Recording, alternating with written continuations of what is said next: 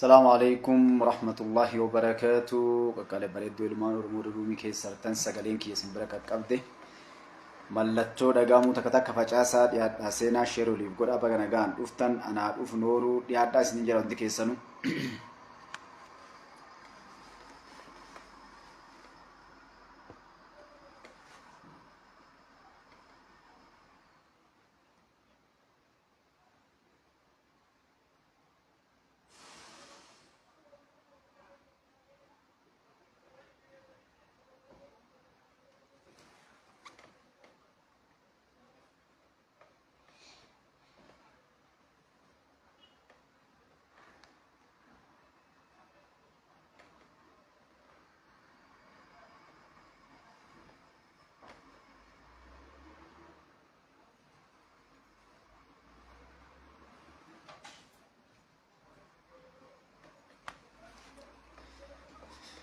وعليكم السلام ورحمة الله وبركاته. قاري دقم أمي سقالين كيا دقم ما شاء الله أمبو صباح جزاك الله خيرا. إني دقم سقالين جبت ما شاء الله خيرا خيري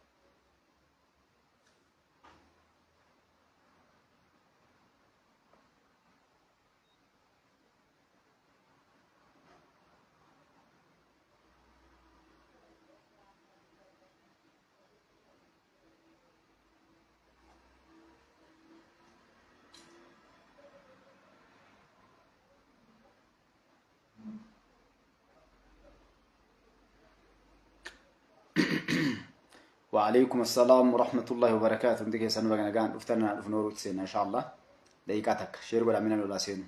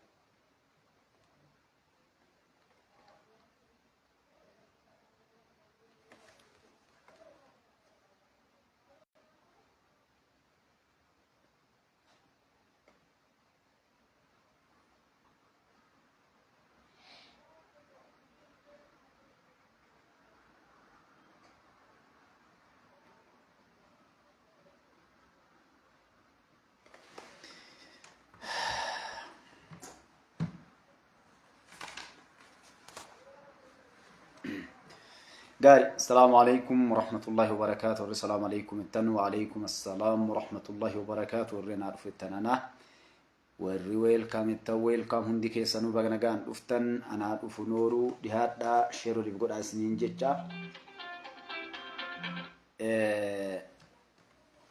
سلامتاك يتان سودان هكا يوف أبو هندي كيسانو دغتنا إن شاء الله نم هكا رباتين أبات وأنا اللي سنلي خالق السماوات والأرض نهاجر هندكينا حتى على فبا هندكينا وهندكيسات نغرغارتي إن شاء الله نمنها كارباتي ملكاي نمنها كارباتي هونغاي هاربا كيسان دغتنا إن شاء الله كانوا برجع غرغارو كان غرتين برا غرا اخرا ديماني مغفرا كاچو إسان سدقاچو وهندا كاني بيتاني هندكيسان إن شاء الله اتيان سنمو أمة الدنيا كيسد دررم كمو ساتو إن شاء الله غرتي أكربين إسان غرغارو وهندا إسان تمس ربين غرتي كيساني غدوف warri gartee namni hundinuu ilmi namaa Filisxeen irraa eegalee jiru addunyaa tana keessa adda addaa keessa jira. Hundi isaatu akka rabbiin isaanii tumsuu fi du'aan hin dagatinaa jechaa gama sagantaa kiyyatti aandu inshaallah seenna qabxiilee adda qabadhee siin dhiyaadhe inshaallah qabxii sadi bakka sadi adda baatu rakkoo jimmatti hidhamtoota musliimaa irratti raawwatame dhiyoo kana guutuu namoonni waa'ee kana gubbaa dhunachaa turanii of fulchaa irraa dubbachuu malee kun itti aansuudhaan iqaabaa fi ministeera barnoota Profeesar Biraanuu Naggaarraa jecha inni iqaaba irratti fi jaaba irratti jedha akkasuma waa'ee barattoota musliimaa irratti deebisa ilaallaa kun Shanee fi Jawaar Mohammad irraa itti haala amma Shanee reeffa janaayis tokko kan ammoo nama ajjeefame kaa harree rafeen olii gad deemu irratti social miidiyaan kun guutuun raafamaa jiru irraallee inshaallah waliin laallaa akkasuma haala yeroollee yoo rabbi biraa taate biiznillaahi ta'ala gabaabsinee waliin laallaa jechuu gaarii qaqqaalii bareeddoo ilmaan Oromoodhaa hundi keessanuu baga nagaan dhuftan sheer gochuun dagatinaa kaa bara kana feesbuukiin kiyya qofa ta'e kanaan maraa ta'e hin beeku akka dhiiga hojjaa jedhan uf duuba gad deemu jira aydoonu maal akka ta'e hin beeku inshaallah naga soomanaas jechuudha sheer godhaan dagatina gaarii qaqqaalii bareeddoo ilmaan Oromoodhaa akkuma beeytanitti dhiyoo kana Jimma keessatti rakkoo namoota islaamummaatti dhufan irraa ka'een namoonni hedduun hidhamanii rakkoon naannoo sanii dhalatee namoota kana ammoo ka hidhaman seeraan mana murtii kaleessuu dhiisanii rakkooleen hedduun irra gahaa ture jechuudha. Waa'ee kana wanni dubbachuu dhabeef erga wanni sun galee namoota silaa dhimmi ilaalu kana wajjinis nama kallattiin naannoo sanii wajjin haasofnee turre yeroo dhimmi sun galee jechuu gaafa rakkoon namoota amantii fudhatan irra galee yeroo san waliin haasofnee turre gasillee nama kana guyyaa rakkoon nama ati baasee rakkoo irraan gahan kanas wal argee ture kana abbaayeen dubbatiin of folcha namni hedduun waan san gubbaa akkamittiin dubbatiin jettan waan biraatti osoo hin taane wanni bira dabree fi wanni kun as gubbaa wanni waa dubbannuu fi warri dhimmi ilaaluu fi wanni sun laalu akka isaan waan san furmaata itti godhaniif dubbannaa jechuudha. Kaammoo kallattiin abbaa dhimmi ilaalee irratti wal agarree waliin haasofne wanni as gubbaatti dubbannuuf hin jiru maaf callisee haa ta'u ammoo namoonni hedduun keessaa Jimma keessatti rakkoon deemaa jiru argaa jirtanii dhiyoo kana heddummaachaa dhufee jirti maaliif jennaan kun akkuma beektan wanni haara walitti himuun jirtu naannoo Jimmaa keessatti jeequmsa kaasanii tokko uummata Jimmaatii fi mootummaa kana addaan kutu dhalataan naannoo sanii seenaa marshi qayyaarii uummanni Jimmaa hogganoonni Jimmaa hayyoonni Jimmaa uummanni Jimmaa gartee waan ta'eef duulli guddaan gara hundaan deemaa jira kana isin hundinuu quba qabdanii kanaaf jechuudha kun warroonni waan san dalagaa jiran namoonni waan san dalagan mootummaa waan beekuuf wanni na dubbachuu dhabeef eenyuuf waan san dalagaa jiranii maaliif akka dalagamullee beekamaa waan ta'eef dubbachuu dhabee jechuudha garuu eega jettan ammoo namoonni waan san dalaganii fi warroonni ummata musliimaa irratti rakkoo san fidanii akkuma isin beektan rakkoolee naannoo sanitti haga abbaa qabeenyaa ajjeefamee Jimma keessatti rakkooleen hedduun deemaa ture. Namoota irratti warroota keessaayyuu mootummaa kana deeggaran ijoollee biyya alaa jirtu biyya keessa jirtullee rakkoolee irratti oofaa jiran ni beektanii jechuudha. Wanni uummata Jimmaatiidhaa maalidhaa? Information jiru akkuma duraa sanitti kallattiidhaan nu dabarsuu bakka dhimmi ilaalu dabarsuu obsaan waan jiru jala deemtanii gartanii qabsoo tana waan itti jirtan kana misooma naannoo keessanii itti jirtan kana seenaa yookaan ammoo akka marshi qayyaar jedhan san warra gartee seenaa jijjiire. Seenaa waggaa meeqaa gartee Jimma akkuma kalee seenaa jijjiiruun beekamtu tadhas seenaa jijjiirtee waan isinitti duulaniif hin dagatinaa jechuudha. Waan isinitti duulaniif illee hin dagatinaa. Waan gootan keessatti illee ammoo wanni olii dhaabu namoonni keessan agaratumee namoota jajjabu wajjin jirruu fi hubannoota qaban hedduun ni jiranii. Wanni isaan dalagan wanni isinitti onnachoo qabdanii fi isinitti jabaachuu qabdan maali uummata gaarii qabdanii nama barate qabdanii hayyoota qabdanii nama sa'a 24 biyyaafis dalagaa jiru qabdanii warra kana argutu waan san dalaga uummata kana fincilchuu kaasuu isin qoodu akka naannolee biraatitti rakkoo gartee naannoo san keessatti uumuudhaaf dalagamaa jechuudha. Kanaa olis dalagamuun ni mala. Haa ta'u immoo warroota baasanii uummata musliimaa san cafaqanii halkanii mana murtii geessuun isanii gargaaraa baasanii garii dhaqan takka illee jiru. Quba qabaadhaa waan antuqu takka jira yeroo baay'ee. Rakkoon kun ka deemaa jiru Jimmarraa eegaloo malee hunda keessa eegalamaa jira. Social media kana gubbaa waan deemu hundi keessan argaa jirtan. Wanni tokko lama deemaa jiru nu dubbisuudhaaf. Rakkooleen kun akka bal'atu mootummaa kana keessatti akka rakkoon galu namoota banii luutu fakkaatee deemurraa eegala. Waan tokko hubadhaa.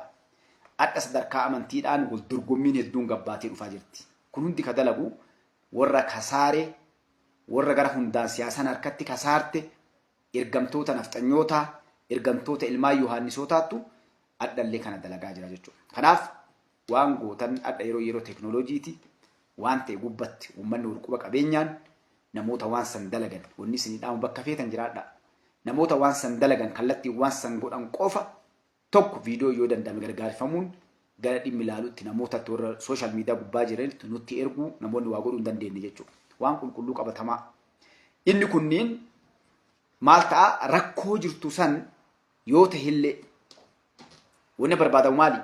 Uummanni yeroo uummata waa cafaqa waa balleessan kana hee jedhee uummanni gabbahina biraa cafaqee rakkoon biraa galee alaa bal'atee akkas godhan jedhamee hiriyaan deemaa jirtu kana diiguudhaan wanni kun dalagamaa jechuudha. Warroonni uummata kana irratti dalaganis beekamoodha. Namoonni waan kan dalagsisaa jiranillee dalagaa jiranillee jechuudha. Hattuu tokko waan tokko isinii dhaama lakki keennan nu ka'e yookaan ammoo bakka biraatti dhufee akkasuma godhe jettanii ilaalina. Hattuun haga mootummaan kun dhufe waggaa torban kana keessa hate qabeenya hati garatti baafatu dhabe. Oromoodha. Oromiyaa keessa jira. Ala baqachuu hin danda'u. Uummata irra rakkoo gahee jira. Saamee jira. Adda biyya jeequudhaaf baandaa waliin ka dalagaa jiran hedduu jira jechuudha. Kun akka uummata musliimaatiitti wanni amma fuula itti deeffata wanni dagachuu hin qabne. Wanni fuulli itti deeffatame rabshaa irraa ka'u biyya kanatti deemaa jiru uummata musliimaa kanaa fi mootummaa gargar baasuu irratti sa'a 24 dalagamaa jira. Waan garii qofaadha ilmaan Oromoo. Waan garii qofaadha. Mee waan Mustafaan isiniin jedhu tara taa takka takkaan caqasa guyyaa eeggattee dhufte jechuudha. Maaliif warra Itoophiyaa keessa siyaasaa dalagu kan takka takkatti beekna jechuudha. Waan isaan dalaganiif hunda isaatu beekna. Namoota fakkeenyaan ammas gubbaa taa'ee yoo warra ammachi kan balaaleffadhe akkuma isiniin jedhe nama argee jira. Maal taate beektaa cambaa wayii duumu dhufee Mustafaalleen dubbate akkas godhe jechuun malee waa hedduu silaa irraa dubbadhu ni jira jechuudha. Garuu deebii gayaa namoonni sun maaliif akka dalagan eenyu akka dalage harka eenyu akka duuba jiru namoonni waliin haasofni qajeellotti waan beekaniif wanni kun ammoo wanni dalagameef sababoota hedduu kaasuudhaaf deemaa jiru waan jiruufi obsaan namni bira kutee asiin dura kun walitti dhaammannetti ni beekta waan hedduu naannoo san keessatti galee obsaa horii waa'ee shanee isiniitti dhufuu deema. Shanee faannoon maal kunniin gabaan addaan galte ammoo na dubbannaa irraa kun warra gabaan addaan galte rakkoolee kanaami rakkoon amma jiru deemaa jiru maqaa amantiitiin rakkoolee kaasuu deeman jechuudha. Ka Biraanuu Juullaatiitti gad aansinee Biraanuu dhiifama. Biraanuu Profeesar Biraanuu ministeera barumsaatti keessa waan hedduu dubbachuu deema jiraa jechuudha. Kanaafuu ka waa'ee uummata Jimmaa rakkoo sun irra gahee gabaabdumatti isin jechuu barbaadu maalidha? Wuduulli guddaan eenyu akka godhe maaliif akka godhame kun jala bu'amee qajeellotti hordofamaa jira warri waa'ee dhimma kana akka qabdan gartanii karaa furmaatti argatuun warroonni waan ka dalagallee seeraa dhihaataniin maaliif akka dalagamellee kun guututti karaa hedduu walii hidhatee deemaa jira. Masgiida dheengaddaa diigamee qabatee rakkoolee hedduutu deemaa jira. Kaamma ministeerri barumsaa dubbate kaadha gartanii sooshaal miidiyaa gubbaa deemu kana qabatee waa'ee jalbaabaa fi qaabaa jechuudha. Barattoota musliimaa bakka hunda duula irra godhamaa jiruu fi waan adda Biraanuun kaleessee walitti dhufee wanni hedduun karaa majalisaatiin karaa gartee warri dhimmi ilaalu musliimaatiin alhamdulillah akka kaleessaatii miti bal'inaan deemaa jira jechuudha. Kanaaf achala isinii dhumataa achuu agaruu dheebira kutaa jechuudha. Qabxii lammataati isinii dabra namni hedduun oduu sadaffaa santu isin jarjarse. Qabxiin lammataa kan itti deemnu ilmaan Oromoo waan tokko fudhaa. Wanni asii isin jechuu barbaadu. Biyyattiin tuni Itoophiyaa kaleessaatii miti. Itoophiyaa kaleessaatii miti. Itoophiyaa haarawa. Ammallee yeroo gabaabduu keessatti ammoo kana caalaa Itoophiyaa haarawa ta'uu deemti. Maaliin? Karaa buufata galaanaa yookaan ammoo asabiitiin Eertiraatiin irra deebi'ee isiniin Itoophiyaa haarawa arguu deemnaa jechuudha. Gaafa san inumaa daran naragaa taadhaa caalaa warra maraatee surree mataan baafatu dhufuu deema. Waa hedduu isin gad dhufuu deema obsa qofaan taaca qasaa. Garuu chaalenjii rakkoon hedduun akka gad dhufullee hin dagatina. Maaliif diinni keenya guddaan irra bal'aan abdiin bakki maa'ii itti aanse karaan itti aane ergamtoonni keessaatiif alaa Eertiraa irraa abdii guddaa qaban jechuudha. Karaa TPLF'n ture sunis harkaa cabee jira. Kaafee Eertiraadha jechuudha. Eertiraalleen guyyaa gabaabduu keessatti uummanni Itoophiyaa gammachuu dhaga'uu deemaa jechuudha. Ardhaa oduu haarawaatti waan hin usun qindeessin dhufeef galgala kana waan argadheen malee karaa Awurooppaatiin haga Faransaay fa'aan baatutti biyyoonni hedduun Itoophiyaa cinaa dhaabbatanii waan nama boonsu nama gammachiisu hedduun gabbayee dhufaa jira jechuudha. Waliigalatti Eertiraan kasaartee inumaa namoonni waan jechuun jiran biyyi Eertiraa jedhan jiraatti kan jedhu dhufaa jira jechuudha. Sadarkaa san gaheera namoonni hedduun horii jarjaru Eertiraa biyyi jedhan seenaa ta'uu deemtee horii jedhullee ni jira jechuudha. Maaliif Eertiraan cabxee jirti? Ikoonomiidhaan waan hundaan diigamtee jirti. Itoophiyaan ammoo sadarkaa isiin jirtu diinni argu namoonni gartee hubannoota qabanni arganii fagaattee jirti jechuudha. Muummichi ministeeraa Veetinaam asirraa ka'ee dhaqe seenaa waggaa 40ti. Itoophiyaa biyya dippiloomaasii isiin addaan kutattee jechuudha. Biyya waggaa 40tti seenaa isa jalqaba muummichi ministeeraa Veetinaam dhaqan. Seenaa achitti dalagamellee argitanii jechuudha. Biyyoonni Awurooppaan haga Ameerikaan baatuun maaliif Itoophiyaa waliin dhaabbattee adda? Itoophiyaan biyyoota Itoophiyaan fuularraa dugdatti garagalteef biyyoonni Itoophiyaa waliin jirtus adda Itoophiyaa ni barbaadanii jechuudha. Maaliif? Akka kalee ergachuu gara fedhan oofuun harkaa baatee jirti. Dubbii gara argan galataan daanii jedhan. Hireen jirtu amma Itoophiyaa wajjin dalagu. Faransaay tokkoffatti maaliidhaaf? Itoophiyaan buufata galaanaa balbala akka argattuuf dalayti. Bu'aa guddaa Jibuutii keessaa qabdi. Biyyoonni addunyaa gurdoon kan akka Raashaa, Ameerikaadhaa yoo xiqqaatte mooraa gara 19 gaanfa Afrikaa kana Suudaan isinoo mul'ata jirti. Eertiraa fi Jibuutii fi Somaaliitti qabanii jechuudha. Chaayinaan, Ameerikaan biyyoonni guddatan kunniin guutuun isiitu dantaa mataa ofii qaban. Namoonni hedduun Itoophiyaan Suudi Arabiyaa fi naahima maqaa Suudi Arabiyaa fi Ijipti fa'aa wallolti lolli kuyyoo Eertiraa waliin bu'ame jedhee irra eeguu jira. Suudi Arabiyaan dhadhate Itoophiyaa wajjin dhaabbattee waan dalagaa jirtu. Bu'aa hedduu waan hedduuf jechuudha.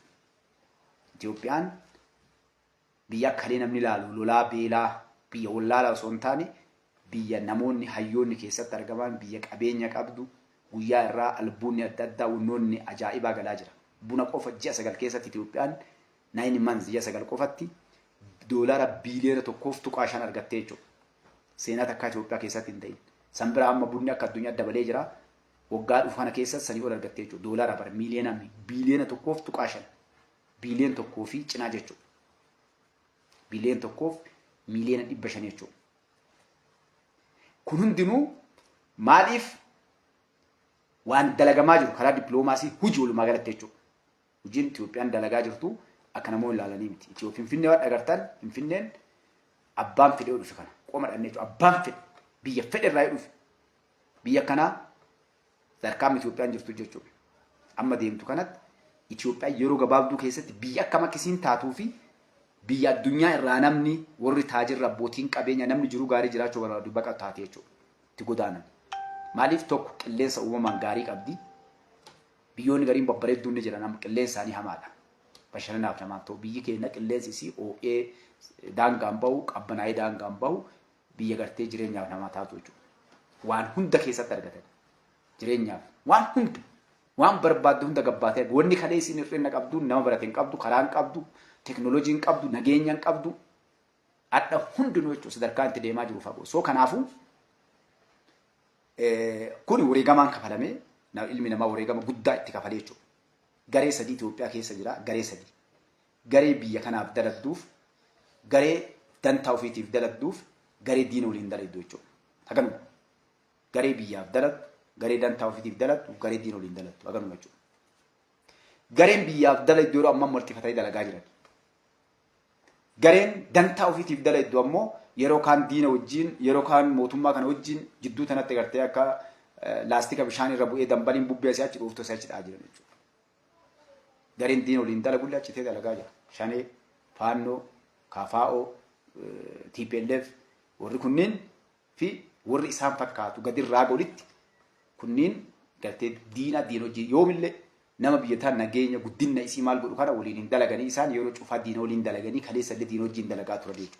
Kanaaf gareen biyyaaf dalagan jijjiirama kana fidanii asiin ganee jechuudha. Wareegama lubbuu kafalaa, ka yeroo kafalaa, ka mallaqaa kafalaa waan hundarra kafalaa jechuudha. Garee kana irratti duulli godhamu akkamii isin jettan ilmaan Oromoodhaa gareen warra biyyaaf dalagu achi citee qulqulluu kana irratti dalagamoo isin laaltan nama tokkorraa haga gamtaatti jechuudha. Garee jalatti ijaaranii maqaa xureessuu, ajjeesuuf deemu, hojii isaa gufuu itti tahuu sa'a 24 dalagamaa jechuudha. Kun irra guddaan amma ka dalagamaa jiru garee waajiroota mootummaa keessa, hogganoota mootummaa keessa warra kanatti dalagaa jira jechuudha diina wajjin. Warroonni kunniin wanni isaan dalaganii maali? Warra kaleessa galtee dantaaf dalaguuf akka duratti isiniin jedhe san warra gartee ammallee diina wajjin dalaguun walitti sheerii qaban. Isaan kun sheerii qabanii isaan kun akka malee gufuu biyyattaan muummicha ministeeraa sossoo dhoorganii warra muummicha ministeeraa waliin dalagu sossoo dhoorganii namoota gartee paarsanaalii akka inni dalagu sosoodhu organii sisteema addaa tooftaa addaa qabanii wannoota amma duratti akka tumdhee kan ummata gandaa waliin buusuu amantii waliin buusuu namoota tokko tokkoon attaa godhu yoo dadhaban akka namoonni jalan deemin akka namoonni hordoon waa irraa dhageenye godhu maqaa balleessu danda'an ajjeesu kanarratti bobba'anii dalagan jechuudha. Caasaan kun akka malee diriiree biyya keessatti fagaatee kun biyya keessa qofaan haga biyya alaatiin laayiniin hidhatee jira jechuudha. Ijipti irraa haga biyyoota guddattee hidhamee dalagamaa jira. Biyyoota Itoophiyaa qofaa miti. Biyyoota Afrikaa hedduu irratti dalagamaa jira jechuudha. Kanaafuu dhiifamoonni kanas ni kaa'in maali? Namoonni keenya wanni hubachuu qabdan dhuftaniituma maaltu galee waan taqqaccee qabatanii hin deemina. Oduun isinitti himnu fakkeenyaaf waa'ee shannan hedduu dhaga'uu jarjartan. Waa'ee gartanii no laal beezii jechuun waan bu'aa biyyattii tana shaneen faati waan du'e faannoon faa waan du'e kan namoonni kana jala deemtanii rakkatan kun waan du'ee qotee awwaalame waan hin jirre amma harcaatuu guuraa jiran. Wanni jiru amma guddaan kamii waan arganne kan akkam goone gadhaabna. Kanaaf gara rakkoo guddaa akka ammatti yeroo amma deemaa jiru irraa isin tuquu barbaadu. Biraanuu Naggaadha. Profeesar Biraanuu Naggaa ministeerri barumsaa jechuudha. Akkuma sagalessi yoo isin dhageessuu barbaachise gaafiin hedduun karaa uummata musliimaatiin dhiyaachaa turte rakkoon hedduun uummata musliimaa irra sagalee isin saasin jalaan fudhu namoonni hedduu irra fuudhuu deemtanii Biraanuu Naggaadha. Yeroo dheeraa kan beektanii ministeera barumsaati. Paartii mataa of danda'e qaba. Warra Itoophiyaa kana mormuuf keessaayyuu namni kun nama kalee wanni inni qabsuun dabalameef sadarkaa kana dhaqee hidhamee ture. Yeroo hidhametti wanni ana qabsuun na dabale manni hidhaadhaa afaan Oromoo dubbataa jedhe jechuudha. Waan hedduu karaa kanaan kaa siyaasaa keessatti dalagamu hedduun keenya namni maal jedha gabbaa'ee takkaa mootummaan akkana uummata Oromoo miidhan jiru warra jedhu jira. Garuu diinni keenya yeroo ragaa nuu ba'u namni hedduun uummanni Oromoo hidhamuun ajjeefamuun dararamuun qeensirraa guuramuun kolaafamuun nama hedduu qabsuun dabalama. Eenyuun diinota keenya jechuudha. Maaliif Oromoon dammaqxee jirti, hidhamaa jirti, ajjeefamaa jirti, kolaafamaa jirti. Namni gaafa dararame gabbahii mirga ofiitiif falmataa Oromoon gartee manni hidhaa Oromoo dhahaa fiichariin keenya of durri keenya maali jechuun Profeesar Biraanuu Naggaadhaa qabsuun dabalame jechuudha. Jecha isaati kun wanni isa qabsuutti dabalee biyya tanaaf dalagu, Itoophiyaaf dalagu, sirna kaleessaatiif dalaguudhaaf isa kaase afaan tokko amantii tokko aadaa tokkoo fi isa hirmaachise ilmaan Oromoodhaa wayyaaneen hiitee mana hidhaa keessatti waggaalee 27 turte cafaqaa turteetu itti daree jechuudha. Nama akkasii kana mootummaan kun paartii siyaasaa warra gartee mormitoota kana koottaa waliin dalannaa jedhee fidee jechuudha osoo argu. Maaliif hojiin isaaniitu isaan gingilchiti. Waggaa 5 kana keessatti eenyu biyya dalagaa eenyu biyya irratti dalagaa eenyutu amantiin gartee rakkoo uumuu deemu hundinuu gingilfamee akka bahuuf Biraanuu Naggaadhaa warra san keessaa tokko ministeera barumsaa ta'eeti gara hangootti dhufee jechuudha. Haga inni dhufee waa'ee barumsaa gubbaa wanni gaariin dalagellee akkuma jirutti keessaayyuu uummata musliimaa irratti kaa akkuma Oromoo jibban uummata musliimaa biyya tana keessa jibbanii bakka dhoorkuu deemama. Isa kanarraa akka ka'e barnoonni biyyattii keessa fooyyoominna agarsiisellee namoonni barumsa keessatti akkuma sirna kalee aadaa kalee sanitti uummata musliimaa irratti duulli guddaan godhame jechuudha. Kana keessaa akkuma isin yaadattanitti bakkoota adda addaa keessatti waa'ee jalbaabaatiin wal qabatee ijoolleen iskuularraa ari'amuu namni akka salaanni godhamu wanni hedduun deemaa turte ka Aksuum ammoo ijoolleen 159 akkas kan ta'anii barumsarraa ari'aman jechuudha. Qormaata kutaa 12 akkan fudhanne irraa ari'aman. Maaliin jalbaaba uffatanii seentanii biyyi tuni biyya gartee kiristaanaati malee islaamni mirga hin qabu ka jedhe dhufe jechuudha. Maaliif dubartiif jalbaabni waan namni yookaan faashina yookaan namni gartee sunnaallee miti waan quraana rabbii keessatti rabbiin samii 7 irraa buuse jechuudha. Kun rakkoo nu qabnu akka musliimaatiin rakkoo qabna. Shamarran teena dubartiin teena jalbaaban uffatanii irra guddaan namni kaa biyyattii teena sana keessa argamu jechuudha. Waa shaashii ofirra buusanii tumaan des maqaan Faaxumaa Khadiija yoo ta'e deemanii kana tokko duullee wanni gartee hambillee nurra duuluuf tana isuma sanuu jechuudha. Amarra guddaan ijoolleen achi ari'an kun yookaan shaashii yookaan xiqqoo isii amma waan akka jalbaaba morma qofarra buufatan kan uffattee irratti irra guddaan isaanii ijoolleen jalbaabaan dhattuu xiqqoo isaaniif jalbaaba. Maaliif xiqqaa kana yoo uffatan guddaallee uffatanii waan beekaniif isii tanaa harkaa kutanii dhorkuudhaaf Aksuum keessatti jechuun uummanni musliimaa kaa waggaa dheeraa aga gartee kaa jalqaba islaamummaan nabi rabbi sallallahu alaihi wasallam erga bakkii jira itti baame gaafa Najjaashiin rabbi jannata isaan haa qananiisu gartee islaamummaa fudhatan irraa eegalee islaamummaan kaa bakkee seenteen achi jechuudha. Akkuma amantiin kiristaanaallee achiin dhufte ta musliimaallee karaa sanii jechuun ni dhufame. bakki sun bakka silaa seenaa guddoo qabduuf amantii islaamaatiif kiristaanaa wal bira biyya simattee silaa gaarii seenaa guddaa qabdu naannoon sunillee guddatee seenaa guddaa dalagan garuu ammoo kiristinnaa ofirraa reject yookaan ammoo hin darbine islaamummaa ni darban jechuudha. Musliimni achi jiru awwaalan qabu sa'a tokkoof cinaa makiina irreef ofii deebee baasee Aksuum irraa fageessanii awwaalan jechuudha. Bakka salaataan qabanii masgiidan qaban. Rabbiin aabbichuu kenna asillee nu deebisee umriillee haa dheeressu amma chikkaa masgiida doolaara biiliyoona 2 ijaaramutu kan seenaa guddaa qabu bakka qormaataa waan hunda of keessaa qabu akka addunyaatti seenaa guddaa qabu dalagamuu deemaa jira. Kana malee achiin dura hin turre jechuudha. Haga muummichi ministeeraa baame uummata musliimaatiillee masgiinnis wanni hundi achitti hin dalagamaa kun dirqama jedhanii aabbichuun jechuudha garte biyya tana keessatti. Wanni ortodoksiin yookaan kiristinnaan amantiin biraa deemee islaamni afun jiru jedhee dubbatee jira warri waan kana hordoftan jechuudha asiin dura. So achirraa ka'ee wanni kun Aksuumitti ijoolleen akka hin baranne dhoorkame jechuudha. Ijoolleen sun hagammatti barumsaan jirtu ari'amtee jirti. Waan garaa isin nyaatu Biraanuu Naggaadha waan jedhe keessaa ijoollee Aksuumiillee jalbaabaan akka deebi'aniitiin iskuula deebi'anii fi waan garaa isin nyaatu isin ajaa'uudha. Foormii guutanii jiranii jedha. Hagadhatti qorbaata irra jiran waa takka irra jiran nama baratee biyya tana keessa biyya tana jijjiiru maqaa rabbitti amanuutiin jalbaaban uffataniin qormaata irraallee ari'amanii amma immoo yeroo qoosaa godhu maal jedhee gartee galmaanii jiranii jedhe jechuudha. Gara qormaataatti barumsa deemu. Kanaa miti. Waan waggaa haga torban kana inni angoora jiru kana irratti shamarran musliimaa kabiraa fi Sheek Faatuma ka warra ijoollee nama jaan qabneef dalagame keessatti haga gartee salaanni dhoorkamee namni islaamaa achi keessatti wanna islaamni ijaare keessatti baranne salaanne tokko jalbaabaan seenuu dhiisii godhame kana maal jedha hadha gabbayee jalbaabaanii iskuula barachuun namni dhoorkeen jiruun dhoorkamullee jedha jechuudha. Maaliif iqaaba dhoorkuu? Iqaabni ammoo jedha. Iqaabni ammoo ijoollee daa'imman kana gubbatti sheekoleen keenya jazaa rabbi isaanii haa kafalu namoonni hedduun sosso'aa jiranii keessaayyuu ustaaz Kaamil Shamsu rabbi jazaa isaanii jannatan haa kafalu paarlaamaa keessa nama jiru. Alhamdulillah namoota jajjaboo hedduun gartee ka gabbanii dubbachaa jiranii alhamdulillah rabbil alamin. Maal jedhee namni jalbaabaan barachuu dhoorgen jiru jedha. Garuu laala zulmii biyya tana keessa jirtuu fi waan dalagamu. Ijoolleen Aksuumii hagadhaatti qormaatan fudhannee galmaayan malee iskuulatti deebanii barachaan jiranii barachoolleen jiran jechuudha. Takka dilla keessatti waan galanii yaadattan yuunivarsiitii dillaa keessatti jalbaabaan hin barattanii halkanii waan isaan irratti dalagame jechuudha. Isin ajaa'iba bara wanni biyyattii teen tana keessa deemaa jiru godhamu maqaa amantii rabbitti amanuutiin. Kan biraatti waan garaa isin nyaatu isin ajaa'iba jechuudha. Namni kun iqaabaanii barumsi hin jiru. Ustaaz Kaamil Shamsuu fa'aa maal jedhe waan kana fuudhaatii gara paarlaamaa kaleessaa asinutti hin fidina lamu. Yeesni kalaaya. Waan tokko lamaa miti kakalaa'u deemu.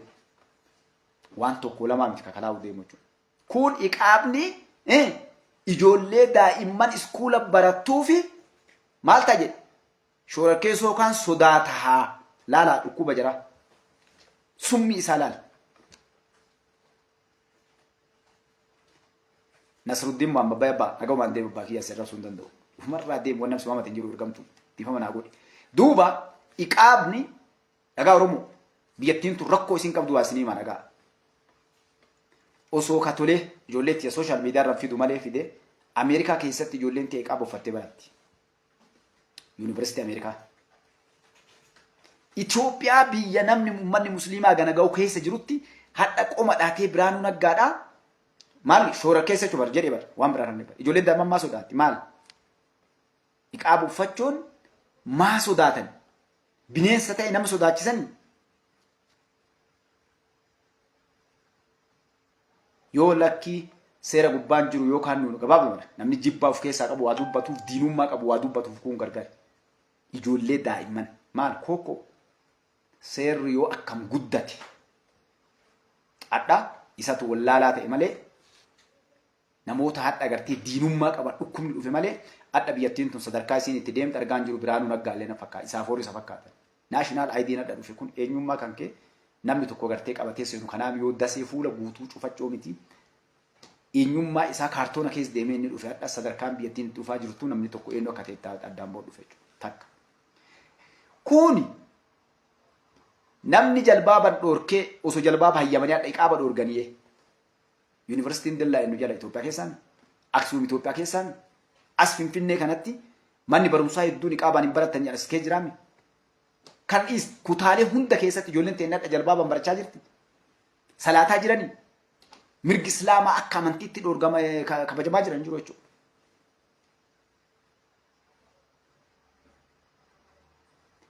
Maarree kun namuu gara danda'uun amantiidhaan waan adda addaatiin biyyattii tana bakka deebisuu muummicha ministeeraa hojii guddaa kennuu fi irratti kaasuu wanni isaa yaaddamee godhe maalidha? Wanni akka uummata musliimaa irratti dalagamaa jiru roga hundaa Finfinnee irraa eeganii bakka hunda irratti dalagamaa jiru naannoo hunda keessatti akka amantiitti. Ilmaan Oromoo eega dubbanne kaaragaa as ba'a warri waa dhaga'uu barbaadan isiniin. Namaan bullaaf saree nu daaniin bultii jedhan waan nu liqimsinee deemne beektuusi an akka Mustafaa na siniima. Anamma salaam aleikum jedhee seenuu qofaan waan birii salaam aleikum jedhee seenuu salaam aleikum jedhee ba'uu insha Allah jechuun kiyya dhugaa dubbachuun bakka isin nageetti beetan hin beektan. Namoonni hedduun jecha tanaaf na dhabamsiisuma barbaadanii akka.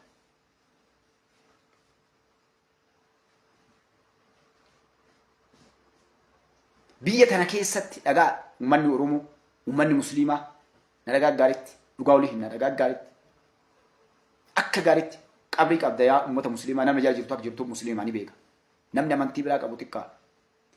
Nurra uummata Musliimaa kana caalaa namni haqaaf dhaabbate dhugaa yoo walitti himu. Amma gartee warra Ortodoksii, warroota Protestaantii, warroota amantii biraa qabu dhugumaan amantii Islaamaa kana akka kabajamu, akka mirgi isaanii eegamu irra dubbatu. Ijoollee as gubbaallee namoota sanillee waan san qabantu nama keenya caalaa dhabe amantii teena tanaa warra dalagaa jiru jira. Warroonni yeroo namni keenya tuqamu shamarran teena tuqamtu maaliif ta'e seenaa peejii ijoollee hedduu ilaala. Warra ijoollee kiristaana amantii biraa qabu warra peejii guddaa qabu garii seen ilaala. Noo jedha maaliif uummanni musliimaa maaliif nama gahe maa eenyu gati maa hageewum akkas godhama.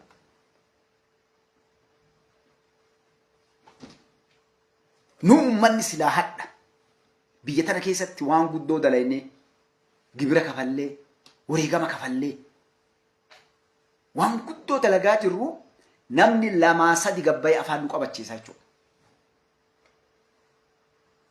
Adda Biraanuu Naggaadhaa maal argatee akkana godha. Namni adda waan kana gabbayee mormaa jiru akka musliimaatiin nama lama sadi warri paarlaamaa keessa bakka bu'oonni uummataa. Ustaaz Kaamil Shamsuudhaa musliima bakka bu'ee achi hin dandee bara. Uummata Itoophiyaa bakka bu'ee achi jira paarlaamaa keessa jira bakka bu'aa uummataati. Warroonni bakka bu'aa uummataa akka musliimaatti achi keessa jiran hagamtu waan kanaa dubbatanii waan kanarra paarlaamaa keessa kaasaa jiran. Mee nama gam namni dubbate paarlaamaa keessa namoonni jiran rakkoolee galuu adda deemu kanaaf jiru harka dhibbarraa adda nama 547 kanneen keessaa irra guddaan ijoollee musliimaa nama musliimaati. Namoonni kuwayyoo xiqqoo amantii isaanii xiqqoofatan achi keessa dhaabbatanii yeroo san kaasan jechuudha. Yakka dalaganii warri isaanii kan yakka dalagee ni dubbatan. Kenna kanaa miti sadarkaa wal ijaaree dhagaa ilmaan Oromoodhaa waa hedduu toltiin mee aggaarii ni dhagaa. Aggaariitti kenna tokko walirra dalana isaa 24 namoonni kenna namoonni waa dubban warri akka anaa gabbaanee dubban. Aktivistoota keenya maqaa musliima taaniif aktivistoonni musliimaa jechuudha. Maqaan anu musliimaa fi wanti dubbachaa jiru jira. Takkaa waa'ee amantii kennaan dubbanne. Wanni dubbachaa jiru waa'ee biyyaati. Nu caala namni qabsaa hin jiru. Meega bahee abbaan fedhe qofa dadhee waan isin hin jiru. Abbaan fedhe lakki isin caala ebaluufaat dalaganii gad baanii haa dubbatan. Garuu bakka jiru laala. Oromoo yeroo garii dubbachuu qabnaan dee baraa'ee jira. Nalagaa gaariitti. Even kabraafa baajiin namootaaf kennamu waamanii baajii galmeessanii kaayan gaafannee dhabe baajii. Walgayiilee kutaa bakka adda addaa caffee bakka hunda deemamuu irratti dhiibbaan rabbi amanuu nurra godhamu laafaa miti. Jalbaabni kaa gabbaa'ee nama duraa dubbataaf deemna. Kun maaliif ta'e? Ardhallee dhiibbaan jiru. Ardhas dhiibbaan jiru. Duulli jiru. Sa'a 24 dalagamu. Laafaa isinitti hin fakkaatin. Yeroo cufa gabbee dubbadhaan. Duulli narra godhame maqaa kanaan. Maqaa balleessin kan isin agartan kanaa miti bar. Yoo guyyaa takkaan warra mootummaa kan nam tokko liin jire nam 200 300tu nama sammaa akkas goote akkana waan dhibbata akka duuba deebee gadhiisa jechuudha. Beektu san. warra xurree bay bakka ga'e qofa na jala deemee wanni sun akkasiin hin taane karaa san cufaa oolu jira jechuudha. Maaliif dhugaa dubbataa gabbaasee waan fedhe nuun jedha. Yes, ani bakka ol ga'illee isaan birallee dhaqu dhaabbadhee waan dhugaa jirtu dubba abbaa fedhe dura jechuudha. Hoggana fedhe haa ta'u abbaa fedhe biraa ta'u. Maaliif naa kafalee dalagaa jiru. Saba kiyyaaf dalagaa, dirqama qabuuf dalagaa, ilmaan kiyyaaf dalagaa, hiree biyya tanaatiif dalagaa jechuudha.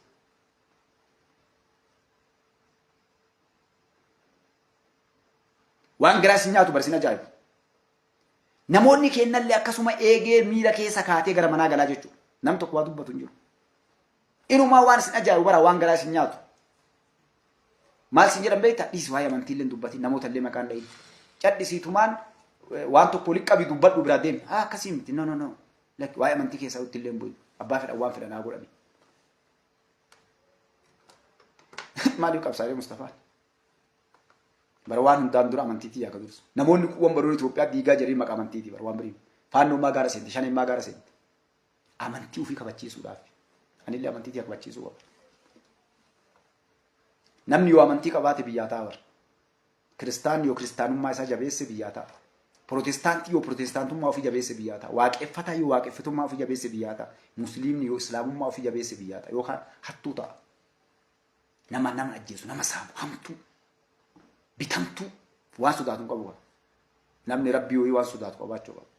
Seera irra bara ilmi namaa rabbiitti amanu sodaata. Seerri namaa ni diigama yeroodha, temporaariidha, waan yerooti. Namoonni akkasitti deemanii yeroo nu dubbannu dhugaa dubbannu afaan qabadhu nuun jedhan. Yeroo isaanii dubbannu harka nuu dhayan. Waan keenya malee waan biraan dubbatina. Nu faarsuu malee nu balaaleffatina. Nu jajjabeessuu malee nu saaxilina. Nu ergamuu malee nuun hin qixxaayina. Hedduun namaa maali wanni gartee bakka adda addaa waan hunda nurraa cufaa godhanii waan hunda bar nama guyyaa takka waa takka hin dalagin hin ifaajin nu godhanii maa diidan nu darban beektuusi. Maaliif beektuusi? Akkamiin nuu qixxaayan? Islaamni akkamitti nama biriin qixxaayee as dhaabbate jechuudha. Jijjiiruu qabna Oromoo. Ummanni kiristaanaa kaaqaan amantiiti namni Itoophiyaa ilmaan Oromoo keessa afaan Oromoo dubbachaa jira. Ummanni Oromoo jirru amantii feete qabaadhu. Waliin jiraanna bar ololla. Manni keenya bar kun kiristaana kun waaqeffata kun protestaanti. Olla nuti waliin jiraata nuti waliin nyaatee dhugu. Nuti du ol awwaala wal cinaa jirraa bar. Harakkatu wal reebnu. Yoo amantii wal kabanyee bare biyya kamuu keessatti bar biyya seera hin qabne keessatti illee namni tokko akka hojiitiif akka dandeettiitii waa argata bara. Akka itti jiraatu illee garuu adda biyya Itoophiyaa keessatti haga muummichi ministeeraa dhufe duulli deemaa jiru. Kanaaf wanni isin kaasi maali? Hadha waan Biraanuu Naggaadhaa dubbate jedhe kana jalbaabaan akka waan ijoolleen teenya barattee kalee iskuula keessatti hin dhorkini dubbate jechuudha. Boru paarlaamaa keessa yookaan namni waan kana cinaa dhaabbatee Ustaas Kaamil Shamsuutiif namoota murtaa'an keessa dubartiin teenya dubbatanii cinaa dhaabbatu hin jiru jechuudha paarlaamaa keessatti. Yeroo san mataa qaraqqaree hundinuu maaliif warra gartee amantii tan dhugaa sun mirga isaati an dirqama Musafaan isa laachuusu. Warra hadha gartee waan fedhe dhugee nyaatee waan fedhe deeman bafakkaatee deemuu jira jechuudha. Bakka hadhallee itti awwaalamu. Eenyutu hadha amantii kana eenyu hunda caalaa dubbachaa jira muummicha ministeeraati. Sheeka keenya caalaa, ulumaayii keenya caalaa, ummata musliimaa caalaa namni diinii kanaa dubbatu eenyu ta'e argata dhaabbichuu jechuudha.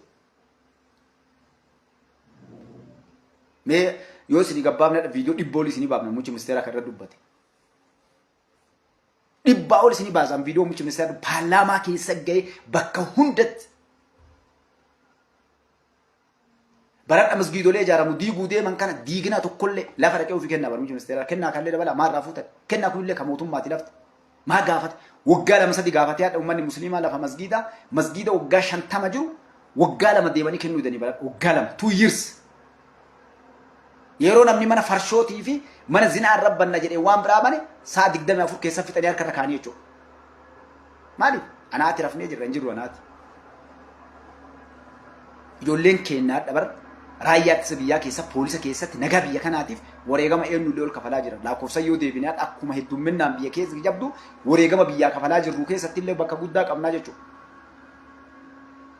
Kana yoo eenyu nu goonu yoo nu tokkummaan lafaa kaane yeroo bar namoonni warri siyaasaa tuqame barruu majallala namee qata Jawaar Karramaan bu namee qabbarreessa beekta ta'an dubbadhu tun isa biratti maan qabu Muhammad Abdallaaf Khadija bar dhukkubni isaa rakkoon isaa faannoon jalaa tuqamu shaneen jalaa tuqamu Jawaar jalaa tuqamu Baqqalaan jalaa tuqamu jinniin jalaa tuqamu rakkoon nama kenna paarsanaa nam tokko tokkoof duulu duriyyee biyya diigduuf hattuu biyya diigduuf jecha sa'a 24 nama ajjeesu yaani jechuudha akkasiin jedhan haqti rabbi kaa'e dhugaan jirtu dura waan uummata guddaa irraa dubbatan biyyi takka irra dalagu waa hundi dalagu an dura maal irraa dubbachuu qaba tamtu irra fardi tamtu dura akka biyyattu bardhiis manni musliimaa bar amantiin namni waa goota takka illee jiru yoo cadhifnellee diiguun danda'an abbaan fedhe yoo manni musliimaa galeera fillee jechuudha islaam Itoophiyaa addunyaa keessaa dayyuus ni kam jedhanii wal gaafatan islaam Itoophiyaatti amantii isaa waan rabbiin balleessineef bobeetuma guddachaa jira jechuudha addunyaa irra biyya namaa keessa guyyaa takka gartee iqaabaa meennu jalbaabaa miti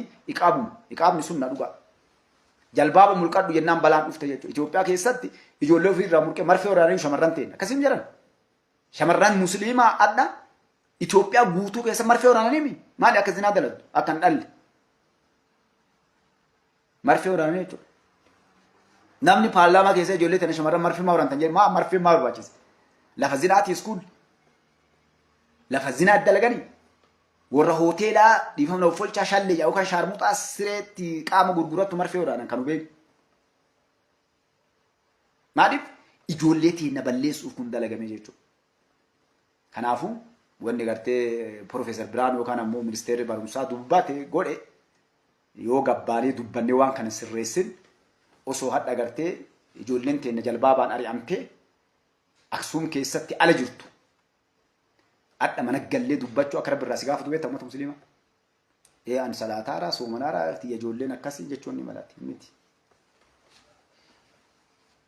wanni biyyitu dhunkuramaa jirtu bar waggaa torban kana gartee ilmi namaa bakka hundatti hadha wal gurguru seenee bar waan birii rakkoo birii namni gariin amaaraaf miti meeta amaarri hadha maqaa amaara jedhee siloon jiraan jiru tigre jedhaan siloon jiru lolle adda biyya keessatti deemaa jiru kaleessallee deemaa ture lola amantiiti si ክርስትና ካሶ ገን ገባይ dubbadha jedhan Mustafaa illee wanni iyyuuf qabriitii yammalee siringeettu garte baay'ee dubbadhu irraa gaafatamu deemta guyyaa qiyaamaa hadhi ilma namaa ija bishaanii sodaataan si afoo jira guyyaan dhageettee gaafa diiniin kiyya gartee akkas ta'u kalaamni rabbii didamu jalbaabni kalaama rabbiiti rabbiitu uffadhaa jedheen dubartiin nabi rabbi sallallahu alaihi wasallam dubartii teetiif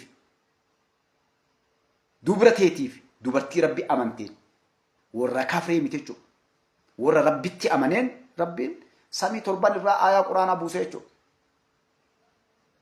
suuraan isaa idha qalaala warra gartee afaan biraan itti garsiisa kun waan namni dhoorguu danda'u mijiran dhugaa shamarran ta'e qullaa yaate dhaarmaa ala keettee eegee ala keettee gartee qullaa yaate fooxaa darbattee yaate jechuudha jalbaabaa miti isa sanuu mulqadhu jedhaan biraanuun mujrimni sanuu mulqadhu yaa sanumaa barqara wannummaan dhoorkama war jalbaabaa yoo jalbaaba uffatee dhaqan jiru sanuu mulqadhu janiin kenna namni isa masgiida ijaaru yaa kamtu dursa masgiida moo nam tokko bidajaa namirraa bitu nam tokko bidajaa namirraa bitu beeytiin rabbi masgiida kanis na lubbuun nam tokko haqaan ala ajjeefamuu irra beeytiin tiyya diigamuu wayyaa jedhee rabbiin beeytiin rabbi diigamuu wayyaa jedhama lubbuu nama tokko laala gisiin geettu qiima siin qabu sheekoleen teenna namni keennaadha masgiida ijaaruu rabbi sitti hin fidin mucaa kana Ibrahim Taarorit moo'ee maqaan isaa masgiida 200 ijaarraa jetteen Suudi Arabiyaan masgiida miti dura ka dursu lubbuu ilma namaa du'arraa haa baraaru ilma namaa haa jiraachuun sirra na gargaaraa jedheen garte mana fayyaa maal kanniin lubbuu ilmaa kanatti baraarratu masgiida 200 ka addunyaa keessa jirre si ijaarratee Suudi Arabiyaan maa ummanni sun akkam jira waan nyaatu qaba waan dhuu qaba karaa qaba mana qaba hin qabu maadhiin masgiidaan dursan kenna akkasadha jechuudha ijoolleen shamarran sheekolee teennaa ulumaayii teennaa qullaayaati iskuula keessa ari'anii tumanii galchan Profeesar Biraanuu fa'aatu kabalee ari'ee achi debes barsiisaa iskuula keessatti ari'ee galcha garte mulqadhu yoo kana gartee zinaaf qophaa'ii kootu qaama kee harma kee ala kaa'ii kootu gartee zinaa sirratti dalagaa Kanaadhaatti an dubartii zinaa ittiin dalanne hin barsiisu iskoola keessa jedhee ari'aa jechuudha. Maal goonaree mulqadhuu dhaqii gartee jedhaan. Eekaa zinaan ijaanii bira ka'ee galamu. Jalaa fuudhee gubbaan buusee laalaa oolaa jechuudha. Boru isee machuu dandeettaa biraanu miti. Si'aadha ilmootan ta'e gadhiiftee haqadha nu dubbannu tanaaf teettee waan biraatiif akka nu dhooftu kana itti gaafatamaa jechuudha isin galee. Kanaaf uummanni musliimaa gaafa hiree argattee hadha biyya tana keessatti abbaan biyyummaa walqixxummaan sii dhufee mirgi kee sii dhufee mootummaan eenyu namni waan kana abbichuun akkasii bara namni biyya tana bulchaa jiru. Garuu hadha isarra ka sodaatu kenna fayyaalessi kenna eenyu sodaata beektanii barsiisaa gartee ijoollee ganda keessatti barsiisuu sodaata jechuudha. Yoo inni galee maal barsiisaan naa maal goonaree mulqadhuu dhaqii jedhan gartee meekaappii dibadhuu hidhii tolfadhuu gartee maal jettanii waan hidhiyootan kana dibadhuu dhaqeedhaan hin namni biyya bulchu akka Mallasii kalee akka Haile Sillaasee Dargii kalee akka Milikii kaleessa kiristinnaa kaatu malee hin barattuu hin jenne bara kadhaa kun masgiida ijaaradha islaamni illee kiristaan illee waaqa namu amantii teessan waan amantiin teessan jettu koottaa nu gaafadha atillee masgiida atillee charchii hunduu ijaarradha koottaa mootummaan kun jechuudha mootummaa akkas hin jedhu takkaa gartee ati kasalaatii sooman sin jedhu gartee ati kajimaan qamain barkalees hadha namni keenya jimaa burru jimaa dheeyyaami muumichi ministeera jimaanta islaamaatii miti jedhan teessanii nuun jedhan namni qama'ee hujii kee biyya cabsee diigu saniif deemanii beektee lakki jimaanta islaamaatii miti walitti ni namni qamaa jimaa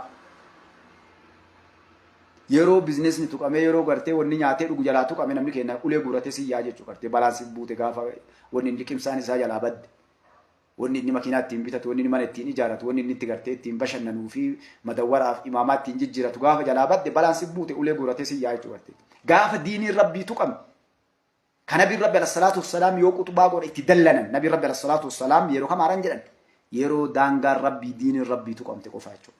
Takkaa qabeenya ilma namaatii nabiin rabbi alayhi salaatu wassalaam qutubaa gubbaatti dallayan hin dubban takkaa kenna gaafa gosti tuqamte gaafa dantaan isaa tuqame gaafa birriin isaa tuqamte rabbi sitti hin fidin yeroo jaartii isaatii fi intala isaa namni zinaas irratti dalagaa mulqadhu deemi jedhee yookaan barattu ati deemi islaamaa jedhee ni aaree galee irraa fa'aa jechuu kenna namni akkasii jedhan akkasii bara eeka minaa himaa ibas dubbatee dhime bakka tana lolan jedhe barsiin ajaa'ibaa namni biyya bulchu akkana godhaa quraanni akkana jedha hadiisni akkana jedha gahee bar islaamummaa jechuun tana ta'ee muumichi ministeera bal'aa kennuun shahaadaa qabatee salaatee soomanee zakaa hajjii jedhee akkasii adda baasee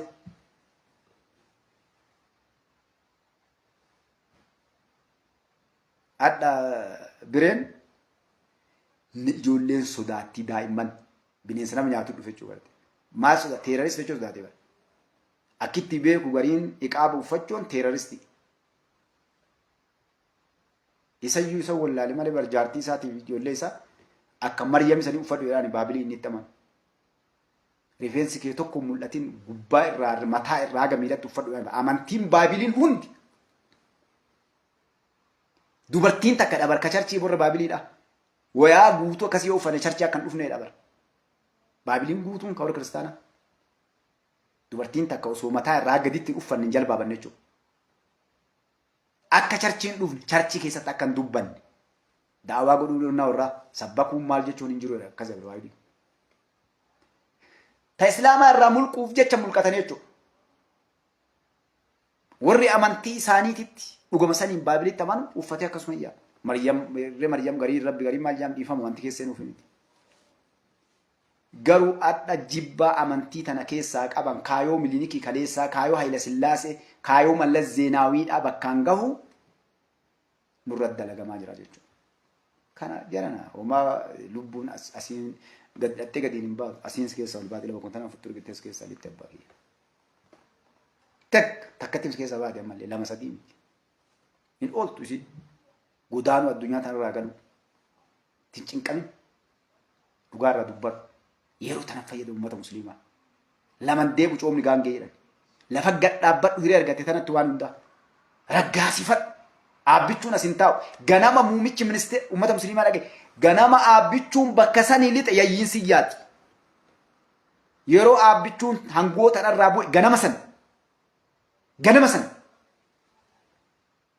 warri masgiidallee dii kana rabbi nutti hin fidini eeka bar gaafa san nuti hin baqanna akkasuma bar maali masgiida dii go'ee galanii rabbi nu fideen hillinna karaa duunna jechuudha.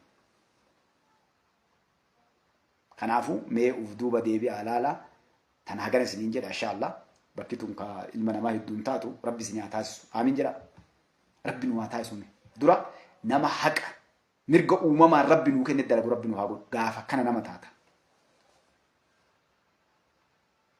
Nu amma bar biyya Itoophiyaa tana keessatti waa dubbachuu irra Ameerikaatti waan feene dubbachuu irra mirga qabnu beektan akka amantiitti waan feete maaliif teettee nama amansiifta heeratti fiddee teettee ati waa dubbatte maa dubbattee siin hin jedhi bar situ maa badettee sun qottee waan keessan fuutee harka irra si kaaya asii garuu ati waan birii baatee ati nama taatee mul'achuu qofaaf islaamni hadha bayee mul'atee nama bayee ta'ee dubbachuu qofaaf warra si ajjeesuuf si dhabamsiisuu deemu jira jechuudha. Hagas takka biyyi Itoophiyaa tun jijjiiruu qabna. Wanni Itoophiyaa cabse kana. Jijjiiraa jedhan abshiiru. Abshiiru wallahi rabbi qabdanii homaan sodaatina. Tawakkaltu yoo iddisni tawakkaltu alallah hasbunallah wa ni'mal wakiil jedhatti seen agaruu. Haqa teessan ta uumamaan heerri biyyaallee bariin kenna heerrummaan biyya kan maan Itoophiyaa ajaayaan kun gartanii heerri Itoophiyaa ajaayaan kun illee isinii kenna. Kagartee kalee miliiniktuun ka Haile Sillaaseen tum ka Dargiin tum ka Wayyaaneen tum kun illee sii kenna jechuudha. Jijjiiruu qabna kana. Kam Itoophiyaa ውስጥ ሙስሊሞች ኢስላም ኢትዮጵያ keessa jedhan kun ajaaya silaan isa shama seera tortoraa akkana kana keessaa baasuu qaban.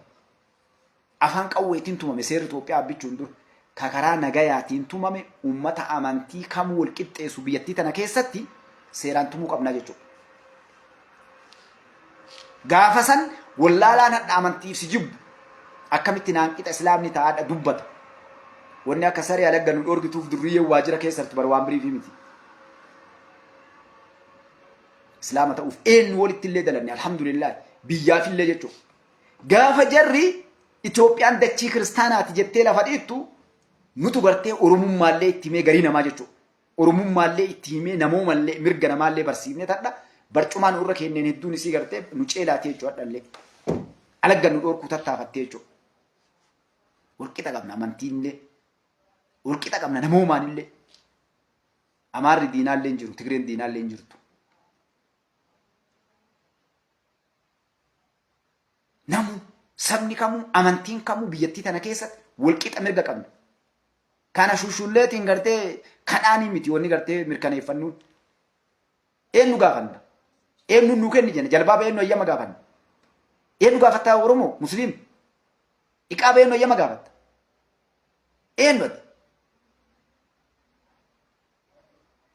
Galii rafii nama himad qaani shame on you salphinna kalee salphannee Oromoon ummanni hagana ga'u nama qubaallaa kan himachaa ture jechuudha. Waggaa 150 shame salphinna shame on you qaani ummanni guddaan hawaasni hagana ga'u nama miliyoona 2-3 machaa baadha. Miliyoona 2-3 gooba nama yoo guddatte 500,000 yoo guddate waraana isiin qabdu walitti dabaltee nama 500,000 waraanni Itoophiyaa takkaa 200,000 kasumami namni bulchuu hagam eber 500 foo yerriyoonna namoota haganaa kan nama yoo akkam guddate 1,000 dhifam 100,000 waraana 300 qabdu 400 qabdu cafaqeen bulchaa ture akka Oromootti illee akka Musliimaatti illee akka sabaa sabloomatti illee nu cafaqaa turan jechuudha.